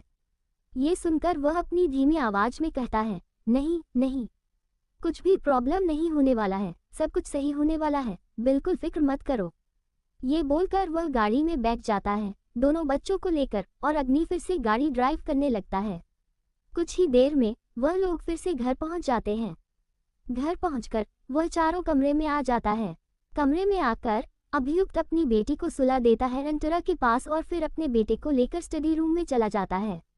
फिर उसे स्टडी टेबल पर लेट देता है और अपने हाथ को उसके दांत के पास रखता है। अभी जो टिमटिमाते हुए उसे देख रहा था, तुरंत वह उसके हाथ को काट लेता है अपने दांत से और वह खून बहने निकलने लगता है। उसने काफी ज्यादा जहर निकाल दिया था। वह निकालने के बाद एकदम नॉर्मल हो जाता है और फिर बेहोश हो जाता है। उसके ऐसा होने के साथ ही अभियुक्त नीचे बैठ जाता है और अपने सिर पर हाथ रख देता है। फिर अपनी गहरी आवाज में कहता है, दोनों बच्चों को लेकर बाहर चले जाओ। ये सुनकर अग्नि घबराते हुए कहता है, पर मालकिन का क्या मालकिन को भी लेकर जाऊं? ये सुनकर वह दांत पीस करके आता है और बोलता है, जल्दी करो। ये सुनकर अग्नि जल्दी से अभी को गोद में उठा लेता है और फिर बाहर आकर सिद्धि को भी गोद में उठाकर बाहर लेकर चला जाता है। और उसके जाने के कुछ देर बाद अभियुक्त जैसे जैसे चलते हुए दरवाजे को बंद करता है, फिर धीमे कदमों से बिस्तर पर आकर बैठ जाता है। अंतरा को देखकर मुस्कुराता है और कहता है, यू काम मी डाउन। ये बोलते हुए बस की खूबसूरत होठों को देखने लगता है और उसके बगल में लेटकर धीरे धीरे अपने हाथ को उसके पेट पर ले जाता है और ऊपर लाने लगता है। असल में ये जहर उसे पर नशा जैसा काम कर रहा है। उसे कुछ नहीं हुआ है, उसे ऐसा लग रहा है कि बस वह नशे में है और कैसे ही उसे कुछ हो सकता है। वह खुद बहुत ज्यादा जहरीला है, इतना ज्यादा कि कोई सोच नहीं सकता। और उसका बेटा तो बहुत छोटा है, फिर भी उसके अंदर इतना ज्यादा जहर है। जब वह बड़ा हो जाएगा तब कितना खतरनाक होगा। उसका बेटा अभी तो बहुत मासूम है, छोटा सा है। ये सब सोते हुए वह अंतरा के होठों को अपनी उंगलियों से छूने लगता है। वह उसके होठों को उंगलियों से छूते हुए धीरे धीरे अपने हाथ को उसके सीने पर लाकर रखता है और फिर एक झटके में उसके नाइट गाउन को खींचकर फाड़ देता है। उसके ऐसा करने से अंतरा की नींद टूट जाती है और वह अपनी आंखों को खोल लेती है। और उसके ऐसा करने के साथ ही अभियुक्त उसके होठों पर अपनी उंगली रखकर उसे शांत रहने का इशारा करता है। इससे अंतरा को काफी गुस्सा आता है और वह उठकर बैठ जाती है। उसकी आंखों में देखते हुए कहती है, क्या तुमने नशा करके रखी है? इतनी रात को तो शर्म नहीं आती? 2 बच्चों के पिता हो चुके हो फिर भी। ये सुनकर अभियुक्त उसे खींचकर अपने करीब कर लेता है और उसके बालों को पकड़ लेता है। इससे अंतरा को दर्द होता है और वह अपनी आंखों को कसकर बंद कर लेती है। घबराते हुए सोचती है, यह क्या हो रहा है? तुम्हारी आंखें, इसका कलर क्यों चेंज हो रहा है? ये सोचकर अंतरा को कुछ याद आता है।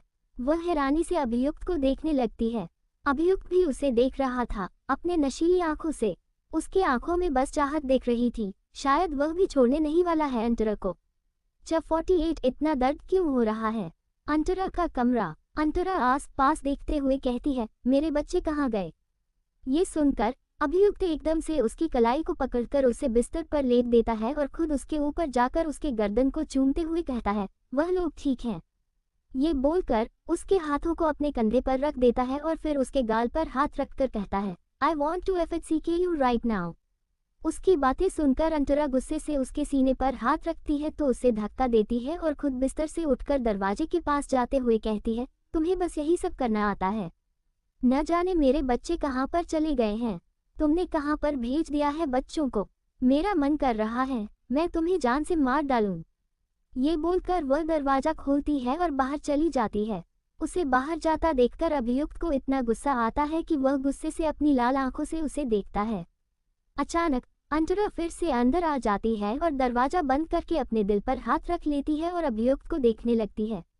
अभियुक्त मुस्कुराता है और अपने हाथ को आगे कर देता है, पर अंतरा उसके पास नहीं आती, जिसे देखकर अभियुक्त खुद ही उसके पास आकर उसे अपने गोद में उठा लेता है और बिस्तर पर फेंकते हुए कहता है, बच्चे ठीक हैं। तुम मुझ पर ध्यान दो ना, अपने पति पर भी थोड़ा ध्यान देना चाहिए तुम्हें। बार बार बच्चों को लेकर बिजी नहीं होना चाहिए। थोड़ा अपने पति को देखो, ध्यान दो उस पर। और वैसे भी मैं बहुत ज्यादा प्यार करता हूँ तुमसे। अंतरा गुस्से से बस उसे देखती रहती है और अभियुक्त धीरे धीरे उसके कपड़ों को उतारकर फेंक देता है।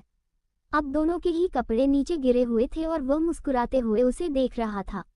काफी देर तक उसे ऐसे देखने के बाद वह अपने हाथों को उसके गाल पर रखता है और धीरे धीरे फिसलते हुए उसके सीने पर पहुंचता है और फिर उसके पूरे बदन को अपने हाथों से छूने लगता है। और उसके ऐसा करने से अंतरा कसकर अपनी आंखों को बंद कर लेती है और गहरी गहरी सांस लेकर अपने मन में सोचती है, क्या यह अभी भी नहीं बदलने वाला है? मुझे लगा था ये बदल जाएगा, पर ये तो अभी भी पहले जैसा ही है, थोड़ा सा भी नहीं बदला है। पहले भी यही तो करता था और शायद अभी यही करना चाहता है। यह नहीं बदलने वाला है। उम्मीद लगाना बेकार है। मैं बेवजह इससे उम्मीद लगा लेती हूँ।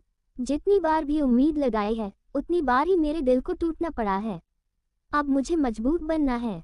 कल मैं ऑप्शन जाऊंगी। ये सोचकर वह कसकर ब्लैंकेट को पकड़ लेती है और अचानक उसके मुंह से हल्का चीख निकल जाता है, क्योंकि अभियुक्त उसके अंदर समा गया था और वह बस उसे देख ही सकती थी और कुछ नहीं कर सकती थी। वह नहीं रोक सकती, रोकने का कोई फायदा नहीं है। ये बिल्कुल नहीं रुकने वाला है, नहीं मानने वाला है। इसे अपनी मनमानी ही करनी है। ये बस अपनी मनमानी करना ही जानता है, इससे ज्यादा और कुछ भी नहीं। इसलिए वह चुपचाप बस बर्दाश्त कर लेती है और अभियुक्त जो कर रहा था उससे काफी परेशानी हो रही है अंतरा को। और न जाने क्यों आज उसे दर्द भी हो रहा था, बहुत ज्यादा। ऐसा पहले कभी नहीं हुआ। उनके बीच में कई बार हो चुका है, पर उसे इतना दर्द कभी नहीं हुआ जितना आज हो रहा है। यह उसे समझ नहीं आ रहा कि उसे इतना दर्द क्यों हो रहा है। इधर अभियुक्त उसके कान में कहता है, तुमने बोला था ना मेरा असिस्टेंट ज्यादा अच्छा है। नहीं, मेरा ज्यादा अच्छा है। देख लो, मैं तुम्हें ज्यादा अच्छे से शांत कर सकता हूँ। कैसे दर्द से तुम्हारे मुंह से आवाज निकल रही है और यह मेरे दिल को सुकून दे रहा है।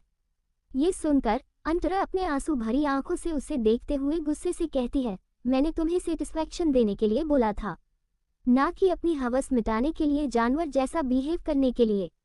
बहुत दर्द हो रहा मुझे और इसे नहीं चाहिए। मुझे तुम छोड़ो, जाने दो मुझे, मैं बर्दाश्त नहीं कर पा रही हूँ। ये बोलते हुए वह गुस्से से एक गहरी सांस लेती है। ये सुनकर वह हंसते हुए कहता है, ये तो वह शुरुआत है, अभी पूरी रात बाकी है और आज जाने नहीं दूंगा तुम्हें। आज पूरी रात तुम्हें परेशान करना है। वैसे भी कई दिन हो गए, इतना ज्यादा खुशी मुझे नहीं मिला जितना आशिक मिल रहा है। ये बोलकर वह नीले चांद को देखता है जो उनकी खिड़की से दिख रहा था और जिसकी नीली रोशनी से पूरा कमरा चमक रहा था। चमकते हुए चांद को देखकर अभियुक्त को और भी ज्यादा एक्साइटमेंट हो रहा था। जैसे जैसे रात गहरी हो रही थी, अभियुक्त शांत होने की जगह और भी ज्यादा वाइल्ड हो रहा था, इतना ज्यादा कि अंतरा के लिए उसे बर्दाश्त करना बहुत मुश्किल होता जा रहा था। पर वह बिल्कुल रुक नहीं रहा था। उसने थोड़ी देर के लिए भी नहीं छोड़ा था अंतरा को। और अब अंतरा की हालत इतनी ज्यादा बुरी हो चुकी थी कि वह बेहोशी की हालत में चली जाती है और रोने लगती है। उसे रोता देखकर अभियुक्त एक पल के लिए रुकता है, पर कुछ सोचकर फिर से शुरू हो जाता है और उसके होठों पर अपना होंठ रखकर धीरे धीरे चूमने लगता है। उसके ऐसा चूमने से न जाने कैसे पर अंतरा का दर्द जैसे बहुत ज्यादा कम हो जाता है। अंतरा को शांत होता देखकर चुप हो जाता है और अभियुक्त उसके सर को चूमता है और उसके ऊपर से हट जाता है। उसके हटाने के साथ ही अंतरा गहरी गहरी सांस लेकर दूसरी तरफ मुंह कर लेती है और अपने ऊपर ब्लैंकेट ढक लेती है। पर वह अभी कहाँ रुकने वाला था, वह बस अंतरा को देख रहा था। थोड़ी देर बाद अभियुक्त फिर से उसे अपने करीब खींचकर कहता है, फर्स्ट राउंड तो काफी अच्छा था, अब सेकंड राउंड की बारी है और उसके बाद थर्ड और उसके बाद बहुत सारे राउंड बाकी हैं। उसकी बात सुनकर अंतरा हैरान हो जाती है और वो अपने मन में सोचती है, क्या यह अभी भी वह सब करना चाहता है? ये फर्स्ट राउंड था, ये सब क्या हो रहा है? वह कैसे बर्दाश्त करेगी? ये सोचकर वो परेशान हो जाती है और कहती है, ये तुम कैसी बात कर रहे हो? मैं नहीं बर्दाश्त कर पाऊंगी। क्या तुम पागल हो चुके हो? तुम्हारा दिमाग खराब हो चुका है। तुम ऐसा करना बंद करो और मुझे जाने दो। और मेरे बच्चे कहाँ हैं? ये तो बता दो। पर अभियुक्त फिर से उसे अपने ऊपर कर लेता है और कहता है, अब तुम मुझे खुश करोगी। मैंने इतनी देर तक तुम्हें किया है। ये सुनकर वो गुस्से से कहती है, मुझे बच्चों के पास जाना है, जाने दो। ये सुनकर अभियुक्त उसके सर को अपने सीने पर रखता है और बसकर अपने हाथों से उसके सर को पकड़ लेता है। जबरदस्ती एक पोजीशन बनाकर उसके अंदर समा जाता है और कहता है, चुपचाप मेरे साथ रहो। बच्चे जहाँ पर हैं, सही हालत में हैं। तुम्हें इतना फिक्र करने की जरूरत नहीं है। ये बोलते हुए वह मुस्कुराता है और फिर अंतरा को देखने लगता है। इधर अंतरा गुस्से से कहती है, तुम बहुत ज्यादा पागल हो चुके हो। मैं तुम्हें जान से मार डालूंगी। मुझे तुम पर इतना ज्यादा गुस्सा आ रहा है कि मैं तुम्हारे साथ बात नहीं कर सकती। ये सुनकर वो हंसते हुए कहता है, बताने की जरूरत भी नहीं है। तुम्हें गुस्सा आ रहा है, गुस्से को रहने दो। वैसे भी मुझे बिल्कुल मतलब नहीं है तुम्हारे गुस्सा होने से या ना होने से। मुझे बस जो मुझे कहना है, मुझे वही चाहिए, इससे ज्यादा और कुछ नहीं। अंतरा को उसकी यह सारी बातें एहसास दिला रही हैं कि वह अभी भी इसका खिलौना ही है। जब चाहे ये खेलेगा और चला जाएगा, उसके साथ जो चाहे करेगा। अब वक्त आ चुका है इस आदमी से छुटकारा पाने का। उसने मौका दिया था, पर यह मौके के लायक नहीं है। यह आदमी शैतान है, यह नहीं बदलने वाला है। अब अंतरा को मतलब नहीं था कि वह याद में जिंदावासी हो या ना। बच्चे उसे बस अपने बच्चों से मतलब है। वह अपने बच्चों को लेकर दूर चली जाएगी और इतना स्ट्रांग बनेगी कि खुद को वह अपने सारे दुश्मनों को खत्म कर देगी। और उसके पास अभी पावर भी थे, शायद उसके पास और भी पावर थे जिनको जानना परखना जरूरी है उसके लिए। ये सोचते हुए वह एक गहरी सांस लेती है और फिर अपनी आंखों को बंद कर लेती है क्योंकि वह अभी उसके चेहरे को नहीं देखना चाहती है। कुछ देर बाद अभियुक्त पूरी तरह से शांत हो जाता है और सो जाता है। उसे गले लगाकर देखकर अंतरा हैरान हो जाती है। उसे नहीं लगता कि यह उसे छोड़ देगा अभी। जब 49 अभियुक्त का रिबर्थ हुआ है। रात का वक्त। अभियुक्त और अंतरा दोनों एक दूसरे के बाहों में लिपटे हुए सो रहे थे। दोनों के बदन पर एक भी कपड़ा नहीं था और ब्लैंकेट भी नीचे गिरा हुआ था अब तक। वही अभियुक्त अंतरा को देख रहा था, अंतरा भी उसे देख रही थी। कुछ देर तक ऐसे एक दूसरे को देखने के बाद अंतरा अपने आंखों को बंद कर लेती है। अभियुक्त उसके गाल को थपथपाकर बैठ जाता है और कहता है, इतना काफी है मेरे लिए। अब तुम बहुत थक चुकी हो, अभी तुम्हें आराम करना चाहिए। मैं और परेशान नहीं करूंगा क्योंकि मैं काफी ज्यादा खुश हो चुका हूँ। तुमने मुझे काफी ज्यादा सेटिस्फेक्शन दिया है और मैं बहुत ज्यादा खुश हूँ। उसकी बातें सुनकर अंतरा अपने आंसू भरी आंखों से उसे गुस्से से देखती है और कहती है, तुम बहुत ज्यादा बुरे हो, मैं कभी तुमसे बात नहीं करूंगी। ये सुनकर अभियुक्त उसके गाल को थपथपा कर कहता है, कॉलेज में तो बात करना पड़ेगा ना। कल से तुम्हें कॉलेज जाना है, भूलो मत। कॉलेज जाना कितना ज्यादा जरूरी है, तुम्हारा लास्ट ईयर चल रहा है। उसके बाद तुम्हें मेरे अनुसार अपना कोर्स भी पूरा करना है। ये सुनकर वह गुस्से से कहती है, नहीं, मुझे जो करना है, मैं तुम्हारी बात नहीं मानूंगी। ये सुनकर अभियुक्त कहता है, क्या तुम अपनी पिछली जिंदगी की तरह ये जिंदगी भी बर्बाद करना चाहती हो? अगर नहीं तो मेरे अकॉर्डिंग चलो। दूसरा मौका मिला है तुम्हें, बर्बाद मत होने दो। अंतरा को उसकी बात पहले तो समझ नहीं आती और जब समझ आती है तब वक्त बाहर चला गया था। वह हैरान हो गई थी। वह जल्दी से अपने बदन पर टोवेल लपेटकर अभियुक्त के पीछे पीछे बाहर आ जाती है। उसे ऐसे बाहर आते देखकर अभियुक्त अपना कोट जो खुद पहन रहा था उसे उड़ा देता है और गुस्से से कहता है, ऐसे कैसे बाहर आ गई तुम? ये सुनकर वह गुस्से से कहती है, तुम पहले मुझे बताओ, तुम ये कैसी बात कर रहे थे? पिछली जिंदगी और इस जिंदगी के बारे में मुझे समझ नहीं आ रही तुम्हारी बात, तो मुझे ठीक से बताओ। अभियुक्त उसके गाल पर हाथ रखता है और कहता है, समझदार को इशारा काफी होता है, पर तुम इतनी ज्यादा बेवकूफ और बुद्धू हो कि तुम्हें पूरी बात बताना पड़ेगा। उसके बाद तुम्हें समझ आएगा। सच में कितनी बेवकूफ बीवी मिली है मुझे, जो इतनी ज्यादा डीप बात भी नहीं समझती है। अब मैं तुम्हें पूरा समझने तो नहीं बैठ सकता हूँ। खुद को समझना है, समझ लो, otherwise screw it and I am going to my kids. ये बोलकर वह अपनी जेब में हाथ डालकर जाने लगता है, जिसे देखकर अंतरा पीछे से उसका हाथ पकड़ लेती है और उसे खींचते हुए गुस्से से कहती है, क्या मतलब? मतलब क्या है? ये सुनकर अभियुक्त उसे बहुत ही ज्यादा इंटरेस्ट के साथ देखने लगता है और उसके होठों के कोने हल्के मुड़ जाते हैं। अंतरा को समझ आ जाता है कि इसका भी रिबर्थ हुआ है, मतलब ठीक से इसे सब कुछ पता है। वह हैरानी से उसे देखने लगती है। इधर अंतरा उसे देखते हुए अचानक बिस्तर से उठ जाती है। वह पूरी तरह से पसीने में भीगी हुई थी और अभी उसके बगल में लेटा हुआ था। वह हैरानी से अभियुक्त को देखती है, जो उसे ही देख रहा है। अगले ही पल वह लव यू कहकर उसे अपने करीब कर लेता है और कहता है, क्या सपना देखा? तुम इतनी ज्यादा पसीने में भीगी हुई हो। ये सुनकर वह अपने कपड़ों को देखती है। कपड़े नहीं पहने हुए थे, वह अभी उसके साथ बिस्तर पर ही है और दोनों अभी भी एक दूसरे से जुड़े हुए हैं। अभियुक्त अभी भी नहीं रुका था, मतलब वह सपना देख रही थी, ऐसा कुछ भी नहीं है। ये सोचकर अपने दिल पर हाथ रखकर गहरी सांस लेती है। तभी अभियुक्त खींचकर उसे अपने करीब कर लेता है और कहता है, सपना बाद में देख लेना, अभी मेरे साथ एंजॉय करो। वैसे भी एंजॉयमेंट काफी जरूरी होता है। सो रहा हूँ, तुम्हें लेकर सेकंड हनीमून पर भी चला जाऊं। ये सुनकर अंतरा गुस्से से कहती है, मुझे नहीं जाना तुम्हारे साथ कहीं पर भी। मेरे बच्चे कहाँ हैं, इतना बता दो।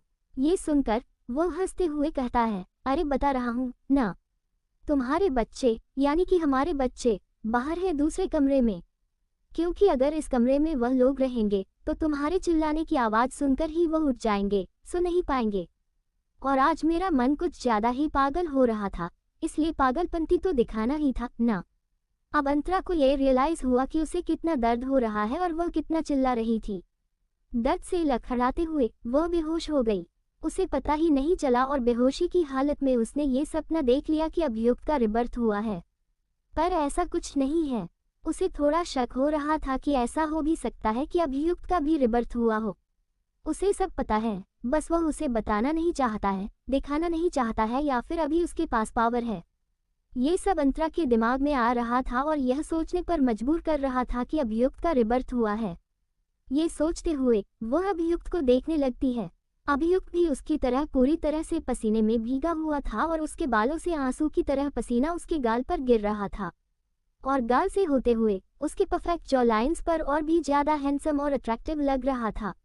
पर अंतरा को बैठना नहीं था, वह उठकर बैठ जाती है और कहती है, तुम्हारा हो गया है ना, मुझे वॉशरूम जाना है। ये सुनकर अभियुक्त उसका हाथ पकड़कर अपनी तरफ खींच लेता है और कहता है, नहीं, इतनी जल्दी क्या, अभी तो रात बाकी है ना, अभी तो बस सेकंड राउंड पूरा हुआ है। अंतरा गहरी सांस लेकर बिस्तर पर लेट जाती है। अगले दिन सुबह अंतरा अपनी आंखों को खोलती है और फिर उठकर बिस्तर पर बैठ जाती है। तभी वॉशरूम का दरवाजा खुल जाता है और अभियुक्त बाहर निकलता है। उसे बाहर निकाला देखकर अंतरा उसके पास आ जाती है और कहती है, बच्चे कहाँ हैं? अभियुक्त पीछे हट जाता है तो दोनों बच्चे उसके पीछे से भागते हुए बाहर आ जाते हैं। अंतरा खुश हो जाती है और दोनों बच्चों को पकड़ लेती है। वे उसे गले लगा लेते हैं और उसके सीने पर सिर रखकर किस करते हैं। दोनों को ही भूख लगी है और उन्हें फीडिंग करनी है। अंतरा को अब जाकर सुकून मिला था कि उसके दोनों बच्चे उसके पास थे, वरना उसने सोच लिया था कि इस जानवर ने उसके बच्चों को गायब कर दिया है। पता नहीं, आज उसे अपने बच्चों को लेकर ऑप्शन में भी जाना था और उसके बाद फिर से उसे जंगल में जाना था और भी सामान इकट्ठा करना था, क्योंकि उसे बहुत पैसे चाहिए, तभी वह अपना बिजनेस खोल पाएगी और इस आदमी से भी आगे जा पाएगी। उसे इस आदमी से भी आगे जाना है। ये सोचते हुए उसने अपने बच्चों के मासूम चेहरे को देखा। वो दोनों ही अपने पापा पर ही गए थे। दोनों बहुत खूबसूरत थे क्योंकि उनके पापा भी बहुत हैंडसम हैं, पर अंतरा के अलावा किसी को भी इस हैंडसम चेहरे के पीछे छिपे हैवान के बारे में नहीं पता है। बस अंतरा को ही पता है कि यह कितना ज्यादा खतरनाक है। अंतरा कुछ देर तक उसे गुस्से से देखते हुए फिर अपने चेहरे को घुमाकर दूसरी तरफ चली जाती है। बच्चों को बिस्तर पर बिठाकर खुद भी बैठ जाती है और दोनों को एक साथ फीडिंग करवाने लगती है। अभियुक्त बस उसे ध्यान से देख रहा था। उसे अपनी तरफ इतना ध्यान से देखता पाकर अंतरा गुस्से से दांत पीसकर कहती है, तुम ऐसे क्यों देख रहे हो मुझे? ये सुनकर अभियुक्त मुस्कुराते हुए कहता है, देख रहा हूँ, तुम कितनी ज्यादा खूबसूरत होती जा रही हो मेरे प्यार की वजह से। देखो ना, आज कितनी ज्यादा चमक रही हो, जैसे एलईडी बल्ब हो। ये सुनकर वह खुद की हालत देखती है। वह काफी मुरझाई हुई लग रही थी। वहीं दूसरी ओर अभियुक्त, जो खुद एलईडी बल्ब की तरह चमक रहा है, वह तो अपनी सारी एनर्जी खो चुका है और अब ऐसा बोलने आया है। अंतरा को गुस्सा आ रहा था उसकी बातें सुनकर। इधर दोनों बच्चे फीडिंग करते हुए अपने मम्मी पापा को देख रहे थे। इधर अभियुक्त को कल रात की वह बातें थोड़ी थोड़ी याद है और वह अपनी मम्मी को बताना चाहता है कि उसके साथ क्या हुआ था। उसे याद था कि कल वह बेबी स्नैक बन गया था। यह उसके लिए बहुत ज्यादा मैजिकल और यूनिक था। अब वह ये बातें अपनी मम्मी को बताना चाहता है और अभियुक्त को समझ आ रहा है कि उसके बच्चे अपनी मम्मी को बताना चाहते हैं। तो क्या होने वाला है इसके बाद? क्या होगा जब बच्चे बता देंगे अंतरा को उनकी सच्चाई? बच्चों की और अभियुक्त की सच्चाई जानने के बाद अंतरा क्या करेगी? और क्या कभी अंतरा को पता चलेगा कि अभियुक्त का भी रिबर्थ हुआ है, या उसे कभी पता ही नहीं चलेगा? जानने के लिए पढ़ते रहिए आरडी, क्योंकि कोई नॉर्मल नाम नहीं है पूरे एशिया में और एशिया के बाहर भी यह नाम बहुत फेमस है। आरडी क्योंकि एक फेमस रॉकस्टार है और उसके साथ ही साथ प्लेबॉय भी है, जिसका हर रात किसी न किसी लड़की के साथ ही बीतता है। वहीं दूसरी तरफ ब्लैक ईगल, जो नाम पूरे माफिया वर्ल्ड में सबसे ज्यादा फेमस है और जिसके नाम से ही सब डरते हैं। ब्लैक ईगल माफिया गैंग की क्वीन नंदिता शेरावत, जो बहुत ज्यादा खूंखार है, पर अपने मां के चलते वह शादी कर लेती है अबीर देशमुख से, जो नंबर 1 बिजनेसमैन का बेटा और रेहान देशमुख का बड़ा भाई। रेहान देशमुख यानी कि आरडी, और शादी की रात गलती से अबीर की जगह नंदिता और रेहान करीब आ जाते हैं और नंदिता प्रेग्नेंट हो जाती है और इसके ही चलते डिवोर्स हो जाता है नंदिता और अबीर का, और नंदिता की शादी हो जाती है रेहान देशमुख से। पर शादी के 2 साल बाद नंदिता को और उसके 5 मासूम से बच्चे को बहुत ही बेदर्दी से मार देते हैं रेहान के परिवार वाले। पर मौत के वक्त नंदिता को जादुई पत्थर मिलता है और उसके बाद नंदिता का पुनर्जन्म होता है। तो क्या होने वाला है इसके बाद? क्या नंदिता बदला ले पाएगी रेहान के परिवार वालों से? क्या रेहान जानता है अपने परिवार वालों की यह सच्चाई? और क्या नंदिता अपने बच्चों को इस बार बचा पाएगी, या इस बार भी मार डालेंगे उसे और उसके बच्चों को? और क्या प्लेबॉय रेहान साथ देगा नंदिता की? जब 50 आई एम प्रेग्नेंट, अंतरा अपने दोनों बच्चों को देख रही थी, जो थोड़े लाल लाल हो चुके थे। ऐसा लग रहा था कि पूरी रात ये लोग सोए नहीं थे, और ये लाल लाल दाने उनकी बॉडी पर देखकर वो परेशान हो जाती है और कहती है, ये क्या हुआ उनके साथ? उद्धरण चिन्ह। ये सुनकर अभियुक्त अपने हाथ को पीछे फोल्ड करके उसके पीछे आकर खड़ा हो जाता है और कहता है, रैशेस हो चुके हैं, डॉक्टर के पास ले ही जाने वाला था। मैं तुम्हें इतना फिक्र करने की जरूरत नहीं है, तुम अभी आराम करो। उद्धरण चिन्ह। ये सुनकर वो गुस्से से कहती है, नहीं, मुझे आराम वराम कुछ भी नहीं करना। मेरे बच्चे, उनकी हालत ऐसे है और मैं कैसे आराम कर सकती हूँ? उद्धरण चिन्ह। ये बोलकर वह दोनों ही बच्चों को एक साथ गोद में उठा लेती है और वॉशरूम चली जाती है और फिर अच्छे से उन दोनों को नहलाकर बाहर लेकर आती है। अभियुक्त अभी भी वहां पर ही खड़ा है। अभी कहता है, इनका हो जाने के बाद तुम्हें कहीं पर जाना था आज। उद्धरण चिन्ह। ये सुनकर अंतरा को याद आता है कि उसे ऑफिस में जाना था आज, तभी तो वह सब सामानों को सेल कर पाएगी, तब जाकर उसके पास पैसे आएंगे। ये सोचकर वह अभी उसको देखती है और कहती है, चलो जल्दी से ना बच्चों को हॉस्पिटल लेकर चलते हैं, उसके बाद मुझे ऑफिस जाना है। ये सुनकर अभियुक्त उसके कंधे पर अपना हाथ रख देता है और कहता है, कॉलेज भी जाना है ना तुम्हें?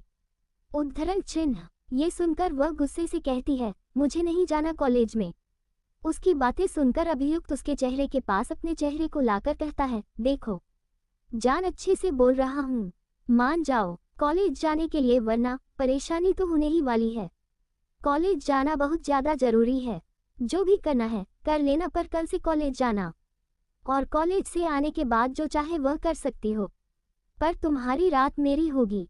उद्धरण चिन्ह। ये बोलकर वो उसके गोद से दोनों बच्चों को छीन लेता है और उन्हें लेकर बाहर चला जाता है और अंतरा बस उन्हें देखते ही रह जाती है। तभी उसे एहसास होता है वो यहाँ पर ही छूट गई है, उसे उनके पास जाना चाहिए। ये सोचकर वो भागते हुए उनके पास चली जाती है और गुस्से से कहती है, रुको, मुझे छोड़कर कहाँ जा रहे हो, मुझे भी लेकर चलो। उद्धरण चिन्ह। अभियुक्त कुछ नहीं कहता और फिर वह चारों नीचे आ जाते हैं और नीचे आने के साथ ही साथ वह लोग देखते हैं देविका जी और अभिनव जी दोनों ही सोफे पर बैठे हुए चाय पी रहे थे। और बच्चों की ऐसी हालत देखकर देविका जी हैरानी से कहती है, क्या हुआ है दोनों बच्चों को? ये उनके चेहरे पे और हाथ में ये लाल लाल दाने क्यों हुए हैं? उद्धरण चिन्ह। ये सुनकर अंतरा कहती है, पता नहीं क्या हुआ है, इसलिए हम डॉक्टर के पास लेकर जा रहे हैं। उद्धरण चिन्ह। ये सुनकर देविका जी गुस्से से कहती है, अगर बच्चों का ध्यान तुम्हें ठीक से नहीं रखना आता है तो बोल दो हमें, हम बेबी सीटर रख लेंगे। वैसे भी आजकल तुम्हारा ध्यान बच्चों से ज्यादा किसी और काम में ज्यादा ही लग रहा है, कैसी माँ हो तुम? उद्धरण चिन्ह। अंतरा को काफी बुरा लगता है।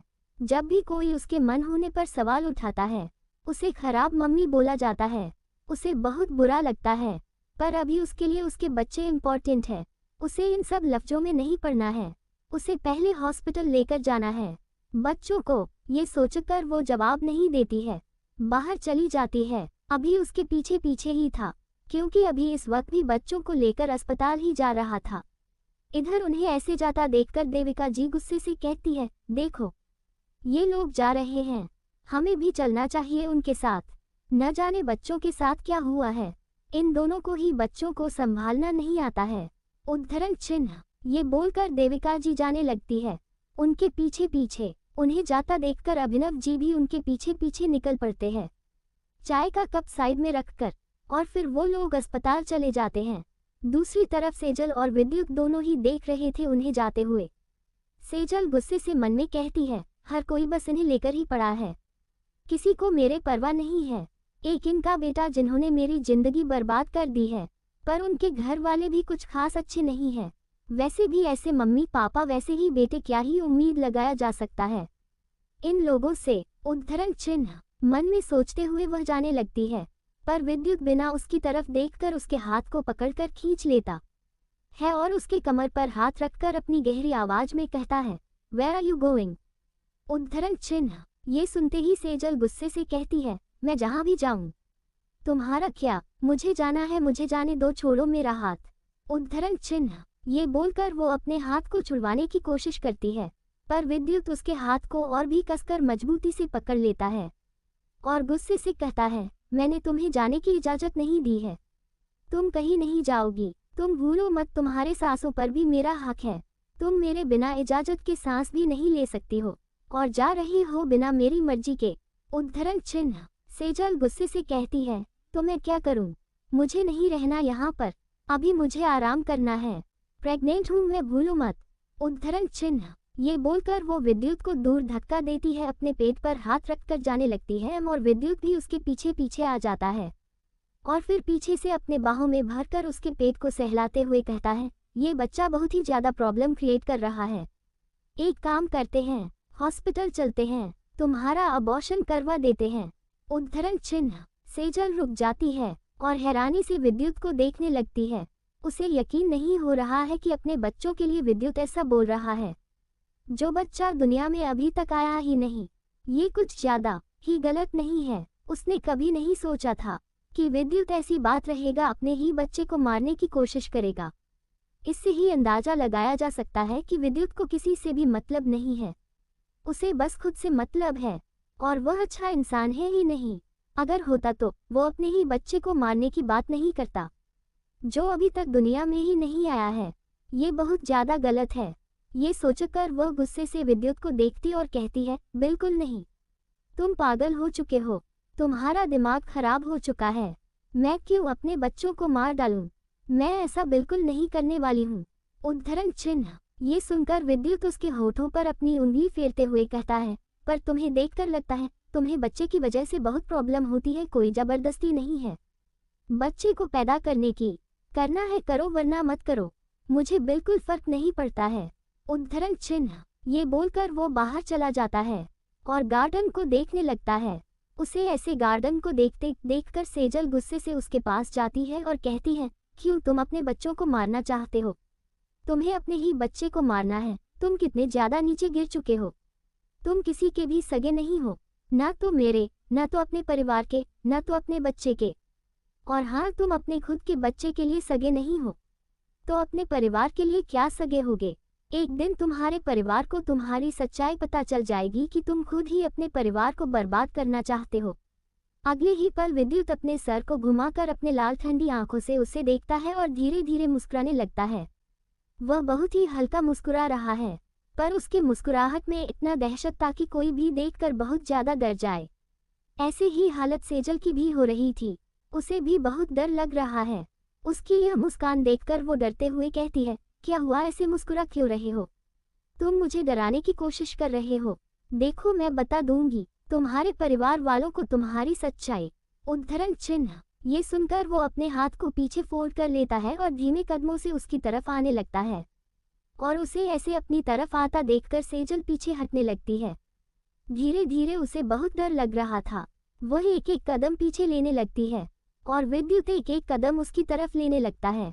और काफी पीछे आने के बाद वह अचानक बिस्तर पर गिर जाती है और गहरी गहरी सांस लेकर विद्युत को देखने लगती है। इधर उधर बिस्तर के पास उसके सामने खड़ा होकर रुक जाता है और फिर अपनी जेब से लाइटर और सिगरेट निकालकर सिगरेट को जलाता है और उसे अपने मुंह में भरने लगता है। और वह ऐसा क्यों कर रहा था, सेजल को समझ ही नहीं आ रहा है कि यह ऐसा क्यों कर रहा है। वह बस ध्यान से देख रही थी उसको। इधर विद्युत सिगरेट को नीचे फेंक देता है और फिर थोड़ा नीचे झुककर उसके दोनों पर हाथ रख देता है और उसके बड़े से पेट को देखते हुए कहता है, मुझे नहीं मतलब है इसे, ना तुमसे ना किसी से। हाँ, मैं वही हूँ जो अपने ही परिवार को, अपने ही भाई को, सबको मारना चाहता है। एक दिन मुझे मौका मिल जाएगा, मार डालूंगा सबको, और अगर तुमसे दिल भर गया तो तुम्हें भी मार डालूंगा। मुझे नहीं चाहिए बच्चा, ना तो तुम चाहिए। मुझे तुम तब तक के लिए चाहिए जब तक मुझे तुम्हारी जरूरत है। उद्धरण चिन्ह। ये सुनकर सेजल गुस्से से कहती है, तुम बहुत नीचे गिर चुके हो, बहुत ज्यादा। अगर कभी मुझे मौका मिले तो मैं सबको बता दूंगी तुम कितने ज्यादा घटिया हो, कितने ज्यादा मतलबी हो, जो अपने भाई से ही जलता है और तुम किसी की खुशी बर्दाश्त नहीं कर सकते हो। उद्धरण चिन्ह। ये सुनकर विद्युत उसके सीने पर हाथ रखता है और धीरे धीरे अपने हाथ को फिसलते हुए उसके पेट पर लाता है और कुछ देर तक उसके पेट को देखने के बाद कहता है, तुम्हें बच्चा नहीं चाहिए ना? उद्धरण चिन्ह। ये सुनकर सेजल गुस्से से कहती है, तुम्हारा बच्चा है ना, इसलिए नहीं चाहिए मुझे, और मुझे परेशान करना बंद करो और जाओ यहाँ से। ये सुनकर वह सेजल के ऊपर से हट जाता है और फिर पास में रखे फ्रूट बास्केट को देखता है और फिर एप्पल काटने वाले छोटे से चाकू को अपने हाथ में ले लेता है और हाथ में एक एप्पल उठा लेता है और फिर उसे एप्पल को सेजल के पेट पर रखता है। धीरे धीरे उस चाकू से एप्पल को थोड़ा काटते हुए कहता है, तुम्हें ये बच्चा नहीं चाहिए ना, तो मुझे ये बच्चा चाहिए। किसी को नहीं चाहिए तो इस बच्चे का क्या ही फायदा दुनिया में आने का। अगर यह किसी को चाहिए ही नहीं, इसे खत्म कर देते हैं। उद्धरण चिन्ह। ये बोलते वो चाकू को ऊपर उठकर उसके पेट पर घुमाने ही वाला था कि सेजल चिल्लाते हुए उसे दूर धक्का देती है और रोते हुए कहते हैं, नहीं नहीं, मत मारो, मेरे बच्चे को छोड़ दो, मेरे बच्चे को तुम सबको मार डालो, मेरे बच्चे को मत मारो, ये मेरा बच्चा है। मैं बस इसीलिए कह रही थी, मैं जानना चाहती हूँ तुम्हें अपने बच्चों से मतलब है कि नहीं। उद्धरण चिन्ह। ये सुनकर वह एक और सिगरेट निकालता है और उसे जलाकर अपने होठों के बीच में रखता है और फिर एक लंबी सांस भरने के बाद धीमी आवाज में कहता है, तुम्हें चाहिए या बच्चा? उद्धरण चिन्ह। ये सुनकर सेजल घबराते हुए कहती है, नहीं चाहिए। अगले ही पल उसके पेट के थोड़े से पास से चाकू गुजर जाता है। उद्धरण चिन्ह। और वह चिल्लाते हुए अपने पेट पर हाथ रख दी और डरते हुए कहती है, नहीं नहीं, मुझे चाहिए मेरा बच्चा। मैं भला कैसे अपने बच्चों को मार सकती हूँ? मेरा बच्चा है, माँ हूँ मैं, इसकी कोई माँ अपने बच्चों की जान कैसे ले सकती है? मैं जितना भी बोलूँ मुझे नहीं चाहिए, पर हूँ तो मैं एक माँ ही, मुझे मेरा बच्चा चाहिए। उद्धरण चिन्ह। ये सुनकर विद्युत उस चाकू को उठा लेता है और उसके गाल पर रखकर उसके होठों के करीब आकर अपने गर्म सांसों को उसके होठों पर छोड़ते हुए कहता है, ठीक है रख लो, पर अगर तुम मेरे काम के बीच में आने की कोशिश करते हो तो तुम भी जाओगे और यह बच्चा भी जाएगा जान से। मुझे नहीं मतलब है तुमसे ना, तो इस बच्चे से, जो भी मेरे काम के बीच में आएगा मैं हटा दूंगा रास्ते से, उसे चाहे वह कोई भी हो, तुम हो या मेरा खुद का बच्चा ही क्यों ना हो। Did you understand? ये सुनकर वह घबराते हुए सर को हाँ में हिलाती है और अपने पेट पर हाथ रखकर नीचे फिसलते हुए बैठ जाती है और अपने घुटनों पर सर छुपाकर रोने लगती है। विद्युत कुछ देर तक उसे ऐसे ही देखा है और फिर अपने एक पंजे के बाल नीचे बैठ जाता है और उसके जबड़े को पकड़ के चेहरे को ऊपर करता है और उसके होठों पर अपनी उंगली रखकर धीरे धीरे उसकी होठों को सहलाते हुए कहता है, अच्छी लड़की हो ना तुम, क्या तुम मेरी बात मानोगे? मैं जो बोलूँगा तुम वो करोगी, वरना ये तुम्हारा बच्चा दुनिया से चला जाए तुम्हें पता भी नहीं चलेगा। अगर तुम्हें अपने बच्चों को बचाना है तो मेरी सारी बात मानना है तुम्हें।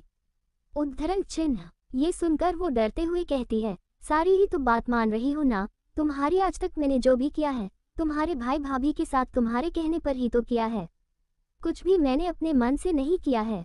तुम जो बोल रहे हो मैं वही तो कर रही हूँ। उद्धरण चिन्ह। ये सुनकर विद्युत उसकी खूबसूरत बालों को अपने एक हाथ से मुट्ठियों में पकड़ लेता है और उन्हें रफ करते हुए कहता है, अच्छी लड़की हो, ऐसे ही मेरी बात मानते रहो और अब तुम्हें कुछ बड़ा करना है, और अगर नहीं करते हो तो ये। उद्धरण चिन्ह। बोलकर वह अपनी जेब से बंदूक निकालकर उसके पेट पर रखता है। उसे ऐसा करता देखकर सेजल रोते हुए कहती है, तुम्हारा बच्चा है ये, तुम्हारा बच्चा क्या? तुम्हें बिल्कुल भी अपने बच्चों से मतलब नहीं है? तुम्हें बिल्कुल फर्क नहीं पड़ता है? उद्धरण चिन्ह। ये सुनकर वह हल्का मुस्कुराता है और कहता है, फर्क मुझे बिल्कुल नहीं पड़ता है। मैं खुद से बहुत प्यार करता हूँ ना मेरे बच्चे से, ना तुमसे, ना किसी और से। मुझे बस खुद से मतलब है और किसी से नहीं, और जब तक तुम दोनों मेरे काम के हो मैं पूरा उसे करूँगा तुम दोनों का, पर फिलहाल के लिए मुझे तुम्हारी बॉडी की ज़रूरत है। उद्धरण चिन्ह। ये बोलते हुए वह इस चाकू को उसके सीने के पास जाकर एकदम से खींच देता है और उसके कपड़े फाड़ देता है।